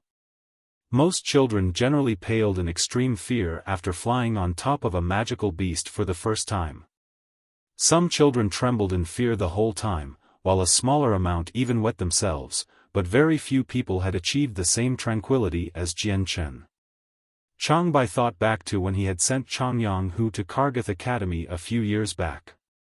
After sitting on the flying beast, Changyang Hu's entire body had shivered from fright as he grabbed hold of the feathers on the beast's neck. The fourth master does not seem to be like the others. It truly makes one wonder what sort of accomplishments he will succeed in the future. Chang Bai thought to himself. Jian Chen stared at the flying magical beast below him and asked, "Chang Bai, what kind of beast is this, to be flying at such a fast speed?" "This is only natural." Chang Bai spoke in a majestic voice, "Fourth master, you shouldn't underestimate this magical beast. This magical beast is called the Eagle Beast. It is a Class 4 magical beast which is the equivalent of a great Saint Master. It can fly through the sky at extremely fast speeds, and even though it is barely Class 4, even someone of the same rank of Earth Saint Master would not be able to fight it when it is in the sky. Then that would mean this Eagle Beast is very expensive," Jian Chen said. Chang Bai nodded, "That is natural as well. Flying magical beasts are very expensive, not only because they are hard to capture, but hard to tame as well. Even though flying magical beasts are the fastest way of transportation, riding on one is very dangerous. In the case that a magical beast goes out of control, then the rider will be sent falling from thousands of meters in the air. Even with the power of an Earth Saint Master, surviving a fall like that would be unlikely, and even if you're lucky, you will still end up with a fatal injury. Even if it's a Class 1 or 2 flying magical beast, its price is still very expensive, especially if it has a berserk nature or won't submit to a human. Therefore, taming a flying magical beast is a very challenging task to accomplish." Jian Chen nodded his head before slowly becoming silent once more. Chang Bai looked at the silent Jian Chen and said, "Fourth master, your older brother Changyang Hu is also at Kargath Academy. It has been a few years already, so becoming a saint isn't too far away for him. If you ever come across a problem at the academy, don't be afraid to ask your older brother to help solve it." "Yes, I know," Jian Chen replied. But his mind felt complicated when he thought of his mysterious older brother. Jian Chen had never seen him before, and he didn't even know what his brother's personality was like. He was also very worried about if his older brother would be jealous about his innate skill at cultivating saint force, like third brother Changyang Ku was. Being jealous over something like this was not at all uncommon within a big clan. In the previous world, Jian Chen had met all sorts of family strife due to a power struggle between siblings during his time as a traveler. In Jian Chen's heart, he desperately hoped that such a situation would not happen to him. In his previous world, he was an orphan who had never experienced any sort of familial love. Since the heavens had blessed him with a family this time, he treasured it deeply. After the Eagle Beast flew for half the day at an extremely high speed, it finally arrived at Kargath Academy, where under Chang Bai's control, it descended to a mere 100 meters above ground. Kargath Academy was established within the plains, with a great wall 10 meters high surrounding it. The academy was extraordinarily big, and the lands it covered were vast as well. Even though Jian Chen was hovering 100 meters above ground, he still couldn't see the entire academy. Kargath Academy was the most prestigious academy in the Jessen Kingdom, and today was its annual opening ceremony. For that reason, the front gates were extremely lively. There were many people there, as well as a few luxurious carriages that were parked not too far away. However, Jian Chen couldn't put names to the types of magical beasts that were pulling the carriages. Virtually every carriage had a few guards protecting them. In the skies, a few flying magical beasts approached them, descending down onto the academy courtyards. Each of them carried a small child. Chang Bai instructed the eagle beast to fly down towards the courtyards as well, landing them right next to a 100-meter tall tower. He brought Jian Chen directly into the tower. Outside, there were still quite a few flying magical beasts resting there. Jian Chen and Chang Bai walked to the top of the tower to meet the headmaster of Kargath Academy. The headmaster was not that much different in age than Chang Bai, and Jian Chen had a feeling that the two had some sort of familiarity between them. Because of this familiarity, Jian Chen could easily enter the academy without any problems. Under the instructions of the headmaster, Jian Chen's brother Changyang, who had been called up to the top of the tower as well, allowing him to see the mysterious older brother he had never met before. Changyang, who was already 18 years old, the same age as his second sister Changyang Mingyue, but Changyang Mingyue was younger by 3 months. Changyang, who was a fairly sturdy teenager who was taller than Jian Chen, and he wore the academy uniform. He had already been enrolled in the academy for over 2 years, and his saint force had also reached the peak of the 10th layer. However, he had not yet condensed it into a saint weapon. The distance between the peak of the 10th layer and sainthood was not big at all, but the moment in between was very important, as condensing the saint force into a saint weapon was a very challenging task.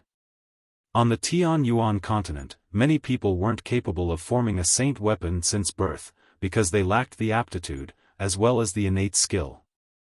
According to the headmaster, Changyang, who had already reached the peak of the 10th layer a year ago and had already tried to form a saint weapon 3 times, but only met with failure each time.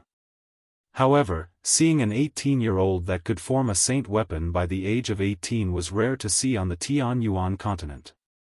The average age was around 20 years before a saint weapon could be formed, but most of them were geniuses.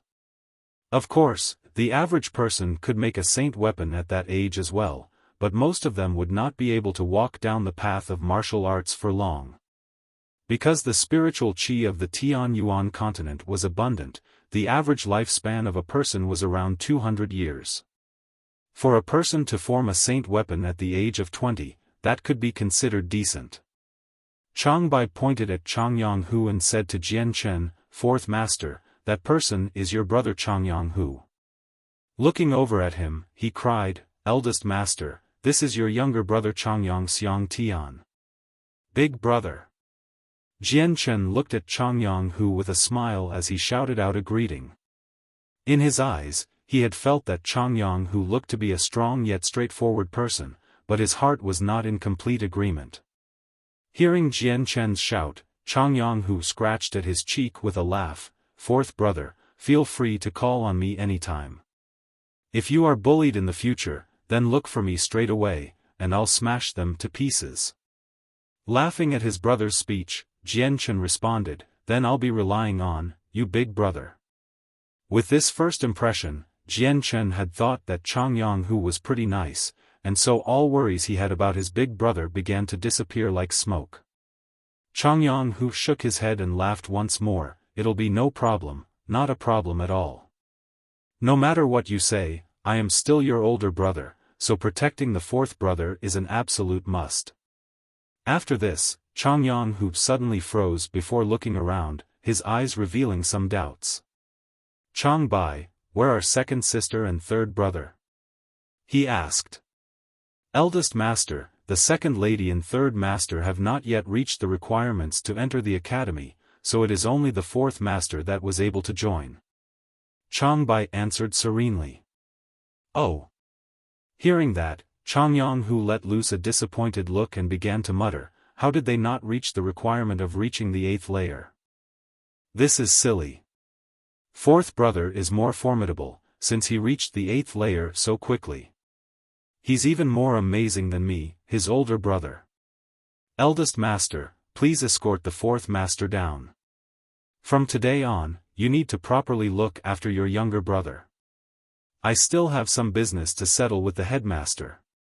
Changbai said. Changyang-hu nodded his head firmly and pounded his chest with his fist. Changbai, don't worry.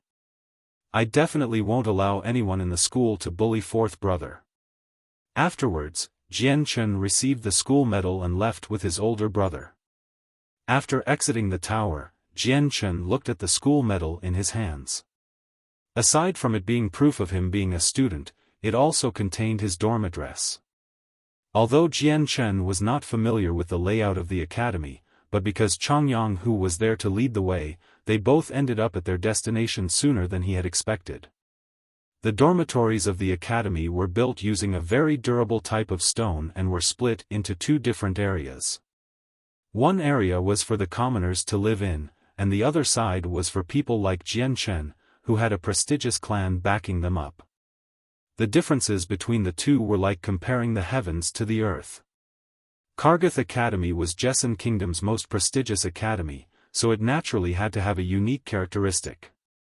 Kargath Academy had a very strict rule: one must reach the 8th layer of Saint Force before they reach the age of 18 in order to fulfill the requirement.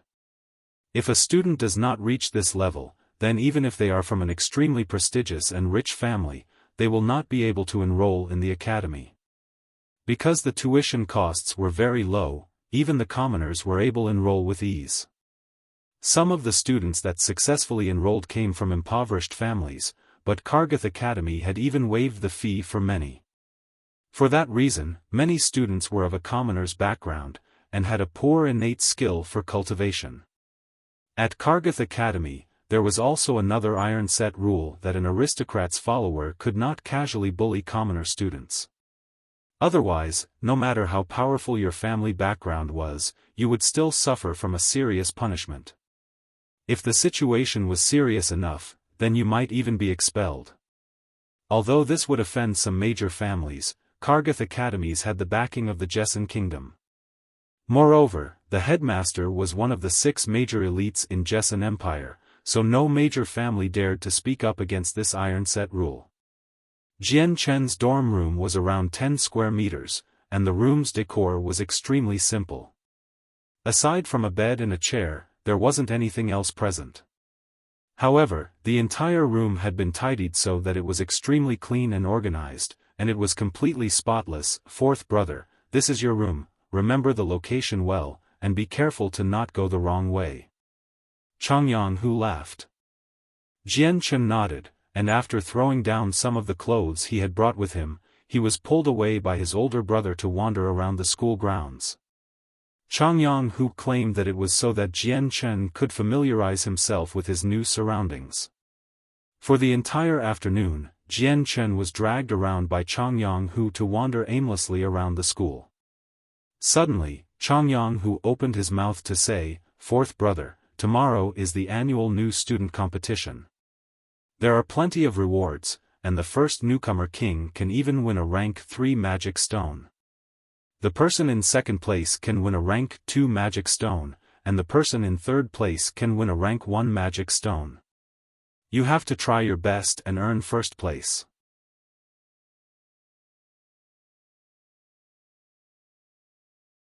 Chapter 13, Competition of the New Students. Jian Chen's heart pounded after hearing that. Eldest brother, aren't Class 3 monster cores precious? Even though Jian Chen knew about monster cores, he was still ignorant in regards to their prices. Of course.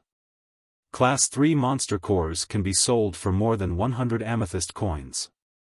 I joined this academy 4 years ago, but I have never been able to use a Class 3 monster core. The highest I've used was a Class 2 core that cost me 50 amethyst coins.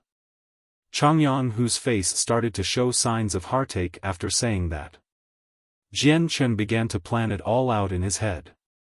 He quickly decided that he would try his best to win that Class 3 monster core from the martial arts competition. Despite never using a Class 3 monster core before, he knew that absorbing the energy contained inside would allow him to increase his rate of cultivation. He didn't know how fast he would be able to absorb world essence after taking the Class 3 core, but he knew that by using it, the peak of the 10th Saint Force layer was within reach. As the sky gradually grew darker, Changyang led Jian Chen down to the student dining hall. After the dinner they split off and went their own ways, returning to their dormitories. After returning to his room, Jian Chen closed the door and sat on his bed and to begin cultivating once more. However, he suddenly heard a knock on the door. Jian Chen looked at the door in confusion, before walking to the door and opening it. Standing outside the door was a 30-year-old woman wearing a light green dress. Although her beauty was not so much as to cause entire cities to war for her favor, she could still be considered beautiful. Her long, dark green hair went down to her shoulders, and gave off an impression as if it was floating. "Is there something you needed?" Jian Chen asked with some confusion. "You are one of the new students of Kargath Academy. Tomorrow will be the Kargath Academy's annual freshman competition. It is mandatory for all new students to participate. Do not forget to come." She spoke with a tone that was as equally apathetic as her stare. "Yes, I know. Is there anything else?" Jian Chen asked. "No." After dropping this word, the woman turned around to leave and walk to the next room. It seemed as if she had to notify every student one by one. Closing the door, Jian Chen returned to his bed and sat down on it. Quickly, he returned to a silent state of cultivation. The next morning, Jian Chen finished his night of cultivation, left his room and headed towards the dining hall alone. Since he left so early, there weren't many people up yet, so he was able to find himself an empty table to sit at due to the entire hall being almost empty. After eating his breakfast, Jian Chen headed towards the center of the academy grounds where the sports field were. The martial arts competition would be taking place in the stadium here. Along the way, Jian Chen noticed that he was surrounded by freshmen just like him, and they were also heading towards the sports field.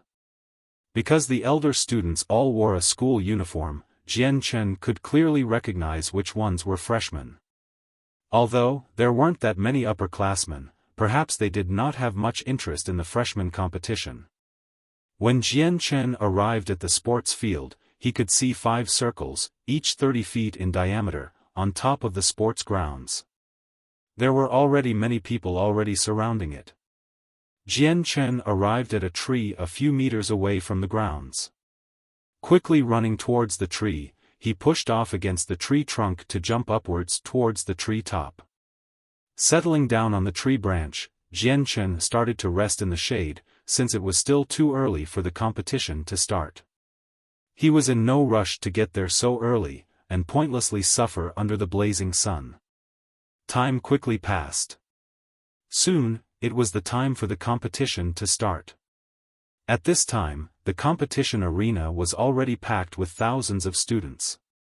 Only a few of them wore student uniforms, everyone else was a new student. However, Jian Chen noticed that most of the freshman students who had achieved the 9th layer or better, were most definitely from commoner families. He made this judgment based on the new student uniforms they all had to wear. These people were wearing crude and coarse versions. This made sense given that the Jessan kingdom was predominantly comprised of commoners, and children from impoverished families were used to working hard. Thus, these kids worked hard to improve when cultivating Saint Force, and so were capable of reaching the 8th layer and joining Kargath Academy. Aside from those students, the rest of the freshmen seemed to be around 16 to 17 years old. There were even some year-olds. Jian Chen himself was 15 when he had reached the 8th layer, an achievement that could not be so easily replicated, and so it made Jian Chen the youngest student there. Despite that, Jian Chen's physical growth far surpassed anyone else. Although he was really 15 years old, he was built as if he were a few years older. After resting for a while, Jian Chen hopped to the ground nimbly and walked towards the competition area. Although a crowd was already forming, Jian Chen didn't try to force his way through. Instead, he calmly stood on the outside. Regarding the freshman martial arts competition, Jian Chen had no interest in it at all, even watching it didn't seem appealing to him. The only reason he would be participating today was because of the Class 3 Monster Corps. Everyone, quiet down. Suddenly, a loud piercing sound rang out. The cry was so loud, it was heard by everyone in the sports field and everybody immediately became quiet. In an instant, the whole field became absolutely silent. A white-robed, middle-aged man came walking up to the podium. The man looked like any other man his age, with no remarkable features. However, the light in his eyes was so bright, it looked as if he had a saint weapon hidden inside, making people afraid to stare straight into his eyes. Looking at everyone, the man smiled kindly. Speaking loudly in a friendly voice, he said, "Dear students, I am the vice principal of Kargath Academy by N. I will be the one in charge of today's martial arts competition today as well as being the one who makes up the rules. I am going to presume everyone has already seen the rules on the post board at the school gates, so I won't repeat it. The prize for this year is the same as always. The first place winner will win a Class 3 Monster Corps, the runner-up will win the Class 2 Monster Corps, and the third place winner will get the Class 1 Monster Corps. Other than that, the top 50 participants in this competition will receive a single amethyst coin as a prize." Hearing this, every single student wearing the uniform of the commoners began to cheer in excitement. They did not spend much from day to day and only had simple food as their meal every day. A single gold coin was enough to feed a family of 3 for a month, and an amethyst coin was worth 100 gold coins. Although a monster core was a precious item, but none of them had any high hopes to win one since there were only 3 chances to earn one. But getting a single amethyst coin had 50 chances to be earned. At this moment, pretty much all the students from less privileged families could not help but become more excited. They all inwardly swore to themselves that for the sake of this amethyst coin, they would have to work hard to enter the top 50 spots. Looking at the jubilant expressions on the faces of the commoners, some of the nobles looked on with disdain. A single amethyst coin may not be such a small amount of money to a commoner, but to a noble, it was worth very little. Even Jian Chen had 50 amethyst coins on himself to use as he wished. The freshman martial arts competition began not long after. The students personally drew individual lots to draw tags from within a large container. However, the tags were covered by a piece of paper, making it impossible to see the numbers on them. The 2 pots had different labels. One of the pots were for students who had reached the 8th layer while the other pot was for those who had reached the 9th layer. This method made sure that no student would fight another student from a different layer and make the outcome of the battle completely predictable from the start. Although Kargath Academy's lowest entry requirement was having reached the 8th Saint Force level, there were always some new people amongst the freshmen every year that were geniuses who were not at all lacking in terms of cultivation. It could also be said that there were a few treasured geniuses that had been given up by the aristocratic families, so there were always freshmen that had already achieved the 9th Saint Force layer admitted to the school every year. Drawing lots did not take long to accomplish, and soon enough it was Jian Chen's turn. Looking at the pot, Jian Chen casually grabbed a single tag from within. Unsealing the tag, he read the words with a relieved look, 3rd stage, number 64. Seeing the number on the tag, he inwardly understood clearly that his opponent would be number 136 on the 3rd stage, because this time's competition matched opponents based on finding the 2 numbers that would give a sum of 200. After getting their tags, every student slowly walked towards their respective platforms while Jian Chen walked over to the 3rd platform. The competitions were progressing at a fast rate, as the first round of the competition only took half a day. Because Jian Chen's own opponent was not at all knowledgeable about how to fight with martial arts, Jian Chen had easily won and made his way into round 2. After eating lunch, the freshman martial arts competition continued. However, the number of competitors had decreased by half. It seemed like there were only 500 people present by the end of that first round. The second round was decided in the same way as the first round, with drawing lots. Because the amount of people that remained was far less than that of the first round, it had only took 4 hours to finish. By the end of the second round, 256 students were left standing. Coincidentally, since it was an even number, then there would not be an awkward situation where there would be a student that was left out of the drawings. Immediately heading into the third round, people began to draw lots to find their opponents. By night time, there were only 128 people that advanced onwards, with Jian Chen standing amongst them with a lazy expression. Leaving the competition grounds, Jian Chen noticed that the sky had long since darkened. He rubbed at his protesting stomach and shook his head with slight disappointment. In his previous world, he could have gone several days and nights without eating and still not feel hungry. Now that he was used to 3 meals a day, he now felt hungry after skipping a single meal, leaving Jian Chen to feel slightly disappointed with himself. Soon, Jian Chen arrived at the dining hall. After receiving his food, he found an empty seat and began to eat. Although the food was simple, completely incomparable to what he had in the Changyang household, Jian Chen still ate it with relish. Since the current freshman martial arts competition had just ended, the current number of people present in the dining hall was not any less than usual. In fact, there were so many people that not long after Jian Chen sat down, all of the seats in the dining hall had been filled. There were still many people who couldn't find available spaces. Although Jian Chen was sitting alone at a table, not a single person dared to sit together with him, since all the other students there were peasants. How could they possibly dare to sit with Jian Chen, who was wearing luxurious clothing? It was obvious at first glance that he was from an aristocratic family. Pang!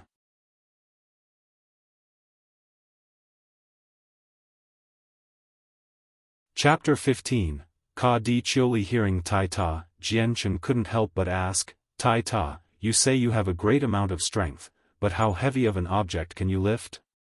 When I was back at home, I could lift a 200-kilogram rock. He said quite arrogantly with a face full of pride. Jian Chen's face went blank as he heard that answer. This was a monster of a student. A 200-kilogram rock was impossible to lift for the average adult. But for a young boy like Tai Ta to be able to lift such a titanic rock, Jian Chen could only feel awe from this fact. Tai Ta, how old are you? Jian Chen had started to look at Tai Ta in a different light now. 16 years old. Tai Ta said as he munched on his food. His chewing caused his words to be almost inaudible. Jian Chen's impression of him grew even more as he said, Tai Ta, did you have this strength since you were a kid? That's right, my strength was always stronger than most, but then so was my appetite. Because I couldn't always eat until I was full in my home, I usually went up to the mountains and hunted for my own food. Tai Ta said flatly. Taking in a deep breath, Jian Chen mentally confirmed that Tai Ta's strength was definitely a God-given power. Otherwise, a young boy like him would never have been able to lift such a heavy rock. But what surprised Jian Chen even more was that Tai Ta would frequently hunt by himself in the mountains. For someone who was barely 16 to be able to hunt with ease in the mountains, this made Jian Chen's respect for him grow by an extreme amount. After all, not only did wild beasts appear in the mountains, magical beasts would occasionally appear as well, and the latter's strengths were incomparable to those of regular wild beasts. Tai Ta rubbed at his stomach and stood up from his stool with a laugh. Changyang Xiang Tian, I've eaten my fill, so I'll be returning to my dorm to sleep. Tomorrow is another day of the competition after all. Jian Chen nodded his head. I hope that you will make it into the top 3 in tomorrow's contest. Tai Ta fiercely nodded, and a resolute look could be seen in his eyes. I will definitely work hard and strive for the top 3. A single Class 1 monster core can be sold for at least 10 amethyst coins. Not long after Tai Ta had left, Jian Chen quickly ate his own food and returned to his room. Right as he closed the door behind him, a knock could be heard on it. "Fourth brother, are you here?" asked Changyang Hu in a strong voice. Hearing the voice, Jian Chen was surprised. It had been 2 full days since he had last seen any trace of his brother. Quickly opening the door, he invited Changyang Hu inside his room. "Fourth brother, I'm sorry but I haven't been keeping track with your progress in the competition," he hurriedly said before Jian Chen could open his mouth to ask a question. Jian Chen nodded his head and said, "I've already advanced on to the top 8, tomorrow will be the final day of the matches." As he listened to Jian Chen, Changyang Hu suddenly grew happy for his younger brother's success. Excitedly, he said, "Fourth brother, you are truly amazing. It's no wonder you came here before second sister and third brother." Fishing a thumb-sized crystal out of his pockets, Changyang Hu placed it within Jian Chen's hands. "Fourth brother, this is a Class 1 monster core. 2 days ago, a few friends and I went to the forest behind the academy and killed a Class 1 magical beast together. This is the monster core I fought to get for you, so take it. It's already getting late, so your big brother won't disturb your rest anymore. Tomorrow is the final day of the competition, so you must work hard and earn the number 1 title." Changyang Hu then exited from the room, after slowly closing the door shut. The moment before Changyang Hu could close the door, Jian Chen caught a glimpse of a 3-inch-long claw mark that ran down Changyang Hu's arm. Silently looking at the Class 1 monster core in his hands, Jian Chen felt a wave of warmth that lingered. For a while, Jian Chen's heart was actually unable to calm down. Although it was only a Class 1 monster core, Jian Chen could feel Changyang Hu's concern radiating from it. Thinking back to the wound on Changyang Hu's arm, Jian Chen knew that the wound came from hunting a magical beast. Whenever Jian Chen thought about the gift, he couldn't help but feel warm inside, another emotion that he had never experienced in his previous life. After standing in the center of his room with a stunned expression for a while, Jian Chen finally took a deep breath, gradually forcing himself into a state of calm. Then, he got onto his bed to start cultivating once more. Although he had the monster core now, he did not want to use it just yet, so he stored it away in his space belt. With the competition in mind, Jian Chen fully believed that he could take the number 1 spot. After all, in his previous world, he was a unique expert that stood at the peak of the world. And although he had lost a great amount of his power after reincarnating, he still had the knowledge of every type of swordplay, as well as understanding the deep profound sword laws, so much that they were ingrained into his soul. He had not lost his understanding of the ways of the sword, and so this is how Jian Chen would advance through the continent in the future. The next morning, Jian Chen finished his breakfast quickly before arriving at the competition. Perhaps it was because today was the final day of the competition, but a lot more people came today than the 2 previous days combined. Many of these newcomers were older students. The fighting grounds had been fully fixed last night, and the original 5 arenas had been changed to 4. However, the 4 arenas were now larger than before. The arenas from yesterday were on a completely different level that couldn't be compared with the new sizes. At this moment, Jian Chen felt something behind him. Turning around, he saw his older brother Changyang Hu forging his way forward of the crowd, trying to reach him. Taking note of Jian Chen's stare, Changyang Hu smiled widely. Quickly detaching himself from the crowd, he ran up to Jian Chen's side and slapped him on the shoulder. "Fourth brother, today is the day you must work hard. Your big brother won't demand of you to get the number 1 spot, getting into the top 3 is good enough." To Changyang Hu, getting a monster core was only a minor reward, the most important thing was getting a good rank.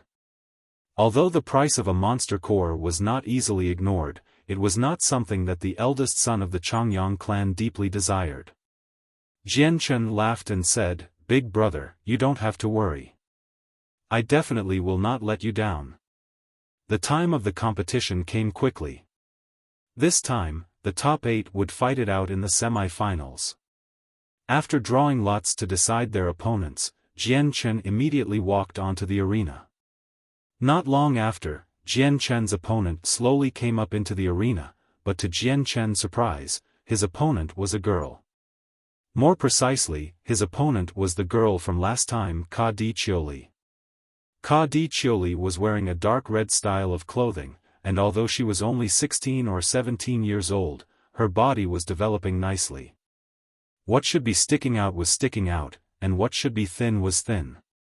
Her skin-tight uniform sketched her out to be a true example of a beautiful woman with delicate white skin, along with her naturally beautiful face with tender white skin.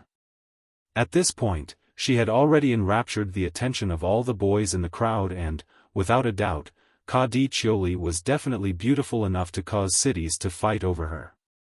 However, as true as it was for most people born into a prestigious clan, she carried around with her an arrogant air.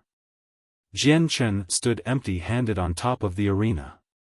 The reason why he was empty-handed was because of the academy rules. They believed that the best way to judge a person's strength was by empty-handed combat, and so bladed weapons were not allowed. And since it was not possible to form a saint weapon without being a saint, all of the freshmen were forced to fight without weapons. Ka Di Chioli looked at Jian Chen with a haughty look. "You really didn't let us down. For your arrogance in the dining hall the other day, I'll be sure to teach you a lesson today." Ka Di Chioli's voice carried a sharp but clear-sounding tone. Hearing this, Jian Chen's face revealed a grin of disdain. Within the people who were born within prestigious clans, many of them truly did not know how vast the heavens and earth were. Boom! A loud sound rung throughout the arena, signaling the start of the match.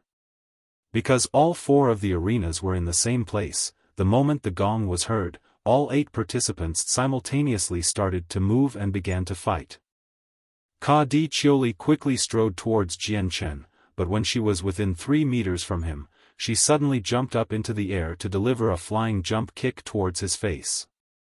Although Ka Di Chioli was young, she was fairly strong since she was already at the 9th Saint Force layer. Jian Chen stood in place without moving a single step. As Ka Di Chioli's foot got closer to his face, he tilted his neck sideways, allowing the kick to merely graze past the side of his head. Ka Di Chioli's reaction speed was fairly fast. The moment she realized her kick didn't connect, she swung out at his nose with a Saint Force enhanced fist. Not only was her fist coming in at rapid speeds, but with a huge amount of energy stored within her fist, any normal person would come out with serious injuries after being hit by that. As far as Jian Chen was concerned, she would not hold back. No matter if she ended up defeating Jian Chen and moving on into the top 4, or if she was just teaching Jian Chen a lesson, she would definitely not allow herself to hold back. Jian Chen dealt with Ka Di Chioli's attack with ease, and although his opponent was 1 layer higher than him, Jian Chen was not like an average child. His battle experiences from his past world were abundant, so if he wanted to continue this match without fighting back, then Ka Di Chioli wouldn't even be able to touch his clothes, much less beat him within 5 rounds. After Ka Di Chioli had tried to attack him a few dozen times without even being able to even touch Jian Chen's clothes, she grew extremely annoyed and stopped her barrage of blows. Panting slightly, she stuck both her hands by her waists and glared at Jian Chen. "Hey, are you going to actually fight or not? If you're not going to fight, then get off the arena instead of jumping around all over the place." Jian Chen laughed as he looked at the fuming Ka Di Chioli and said, "The person that'll be leaving the arena will be you, not me. How do you plan to beat me if you can't even touch my clothes?" "Why you?" Ka Di Chioli's naturally beautiful face grew red with anger as she pointed at him with her finger, and she was momentarily unable to speak. But then she grew calm and she rolled her eyes, sneering, "So what if I can't touch you? You can't even stand to fight me head-on, and can only dodge my blows like a little coward. Is that right?" Jian Chen's face revealed a hint of a smile as he looked at her with a strange expression. Ka Di Chioli looked on haughtily, speaking with complete conviction, "Of course. If you aren't a coward, then you'd better try actually fighting me." Jian Chun glanced over at the other 3 rings and saw that the other matches were beginning to wrap up. Turning his head back to look at Ka Di Chioli again, he laughed, "If you really want to fight me head-on, then fine, I'll grant you your wish."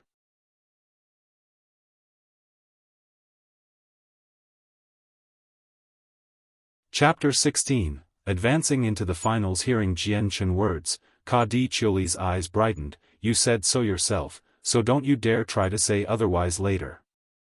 Ka Di Chioli clearly had no desire to let Jian Chun prepare himself, so before she could even finish her sentence, she had already started to dash towards him. Just like the first blow, she leapt up into the air and lashed her leg out to kick him in the face, but this time the speed of her kick was much faster than her original one. Jian Chun gave an odd smile as the kick came closer. Just like he said earlier, Jian Chun didn't bother to dodge, but instead, as the kick was right in front of his face, both of his hands lashed out and grabbed onto Ka Di Chioli's calf. Exerting a decent amount of strength while twisting around, he whirled her around in one smooth motion. As he threw her, Ka Di Chioli cried out in panic as she was spun around by Jian Chun. Many of the surrounding students watching the event became dumbstruck. Not only did it seem like Jian Chun did not care for the fairer and threw such a beautiful lady into the air in such a crude way, he had also defeated the last 6 opponents in the same manner. Under the arena, Ka Diyun felt the veins in his forehead throb as he watched his younger sister get mistreated in such a way. A murderous intent was focused on Jian Chun as he watched him. If it weren't for the vice headmaster Bai En presiding over the match nearby, then Ka Diyun would have charged onto the arena long ago to teach Jian Chun a lesson. Jian Chun's 2 arms were almost like strong pincers, clamping down onto her legs, as he spun her around twice before finally letting go. At that moment, one could only see Ka Di Chioli's beautiful body streak across the sky in an arc, before finally flying out of the arena, and crashing into a group of people in the audience. He had learned this trick from Tai Ta. After watching Tai Ta in some of his matches, he saw that he had done a similar method to easily toss his opponents out of the arena.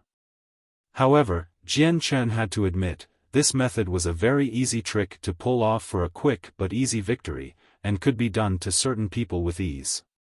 With only a tiny bit of disdain for the people in the audience who helped Ka Di Chioli back to her feet, Jian Chun smirked as the referee proclaimed him the winner, before walking off the stage slowly. Blankly looking at Jian Chun walk off the arena, Ka Di Chioli's face fell. Since she was born, she had been pampered by thousands of people as she grew. For her to suffer humiliation from being tossed into the air after being spun around like a top, she had felt that she lost face as well as being wronged, despite not getting injured. As she thought about this, Ka Di Chioli's eyes started to tear up, and she eventually began to leak out streams of tears as she cried silently to herself. As Jian Chun walked down from the arena, Ka Di Chioli's brother, Ka Diyun, blocked his path. Glaring at him icily, he growled, "Kid, you really have some fucking courage to treat my sister like that." Jian Chun lazily glanced over at the furious Ka Diyun and snorted. Without saying anything, Jian Chun walked away from him. Words were not worth wasting on him, because Jian Chun couldn't stand to hear Ka Diyun try to use his clan's influence to bully others. Watching Jian Chun walk farther and farther away from him, Ka Diyun's own face grew even more somber. With the end of Jian Chun's match, the final 4 names were called out. In the end, it was Chongyang Xiang Tian, Tai Ta, Ka Di Liang, and Tian Mu Xiong that remained. As far as Tai Ta was concerned, Jian Chun was not at all surprised that he had made it. However, Jian Chun did not think that Ka Di Liang would unexpectedly make it into the top 4. There was also the 4th participant, Tian Mu Xiong. His age wasn't all that different from Ka Di Chioli. He had a medium-sized body, and a pale complexion. Although he was young, there was no doubt that he was handsome, with a perfect balance of his facial structures. Sitting on top of the platform was the vice headmaster, Bai En, who slowly looked over the 4 remaining students. With a small nod and a laugh, he announced, it would appear that this year's freshmen are much stronger than the freshmen before them. I can only hope that our Kargath Academy will be able to boast of someone just as strong after. After announcing the 4 remaining students, they were given an hour of rest before continuing on with the competition. However, by some miraculous chance, Jian Chen's drawn opponent was Ka Di Liang, while Tai Ta's opponent was Tian Mu Xiong. Under the arena, Ka Di Yun and his siblings gathered at the bottom and watched. Ka Di Chioli's eyes were starting to become red and inflamed by this point. "Second brother, you have to teach him a lesson later," Ka Di Chioli said with unrestrained fury to Ka Di Liang before the match started. Noticing his sister's red eyes and her tear-stained face, Ka Di Liang couldn't help but feel extremely furious as he spoke. "Sister Chioli, don't worry. Even if I get penalized by the academy, your second brother will definitely teach him a lesson." "Humph, what a savage kid. To think that he would dare treat our sister like this, he really does have a death wish." "Sister, please don't worry, I guarantee you, that kid will definitely only feel suffering for as long as he lives in this academy. Although the headmaster sides with the poor people, he is by no means a commoner. Even if I beat him until he's a cripple, the headmaster won't say a thing. At the very most, he'll just scold us." Ka Di Yun's face looked as if he swallowed poison. When it came to their sister, both Ka Di Yun and Ka Di Liang cared greatly for her. When Jian Chen had treated their sister in such a way, he had already earned extreme hatred from both of them. Soon, Jian Chen and Ka Di Liang both walked onto the arena, and waited for the start of the match. Right as the gong sounded, Ka Di Liang dashed towards Jian Chen and tried to slam his fist into Jian Chen's stomach. Jian Chen nimbly dodged Ka Di Liang's attack, while returning the blow with his own fist that was even faster than his opponent's. Pang! Before Ka Di Liang could even respond, Jian Chen's fist had already made contact with his back. The force of his punch was so strong, it forced Ka Di Liang to stagger backwards, before falling to his knees. After one blow, Jian Chen didn't bother to hold back. Both of his legs went into motion as he quickly ran towards where Ka Di Liang was kneeling. All of a sudden, the originally staggering Ka Di Liang suddenly lost his footing once more and was sent flying again. After being hit, he flew 2 meters towards the edge of the ring, almost knocking him out of it, though half of his body was already hanging out of it. Watching this display of might, every student watching Jian Chen all cried out in surprise. They had never imagined that in a single engagement, the victor would be so readily decided. This was something that every student thought was amazing. The 9th layer Saint Force student Ka Di Liang was being beaten so easily by the 8th Saint Force layer Jian Chen. Seeing half of Ka Di Liang's body sticking out from the ring, both Ka Di Chioli's and Ka Di Yun's hearts leapt out from their chests and into their throats. "Ai, how can second brother be this careless? How annoying. He'd better not lose to a brat like him," Ka Di Chioli cried as she stamped her foot in anger. Though the longer she looked at Ka Di Liang, the more easily one could tell her face was full of concern for her older brother. Ka Di Yun let out a breath in exasperation. What is second brother doing for him to be this careless and lose to a brat who's only at the 8th Saint Force? On top of the platform, the vice headmaster Bai En smiled excitedly as he said, "The freshmen we picked up this year are definitely jewels. One has been blessed by the heavens, while the other I can polish and shine in the future. While his attacks are simple, there is a strange sort of mystery to him. Every single time there is a crucial point in the match, he unleashes highly accurate moves with almost instantaneous reactions. These 2 students truly do require closer nurturing. I believe that in the future, these 2 will be great experts within the Tian Yuan continent. I'd better discuss this with the headmaster later." On the arena, Ka Di Liang scrambled to pick himself back up, his forehead already dripping with cold sweat. If his body had slipped just a few more inches, then there would be no doubt that his body would have fallen down from the arena. And then if he truly did lose to an 8th Saint Force layer student in such a disgraceful manner, he would definitely have been labeled as a great disgrace. When Ka Di Liang crawled back up and turned himself around, his surroundings suddenly blurred, and he was suddenly aware of an acute sense of pain in his stomach before he could fully comprehend what was happening. But then, his body felt as light as a feather, before he realized the stage was growing smaller and smaller.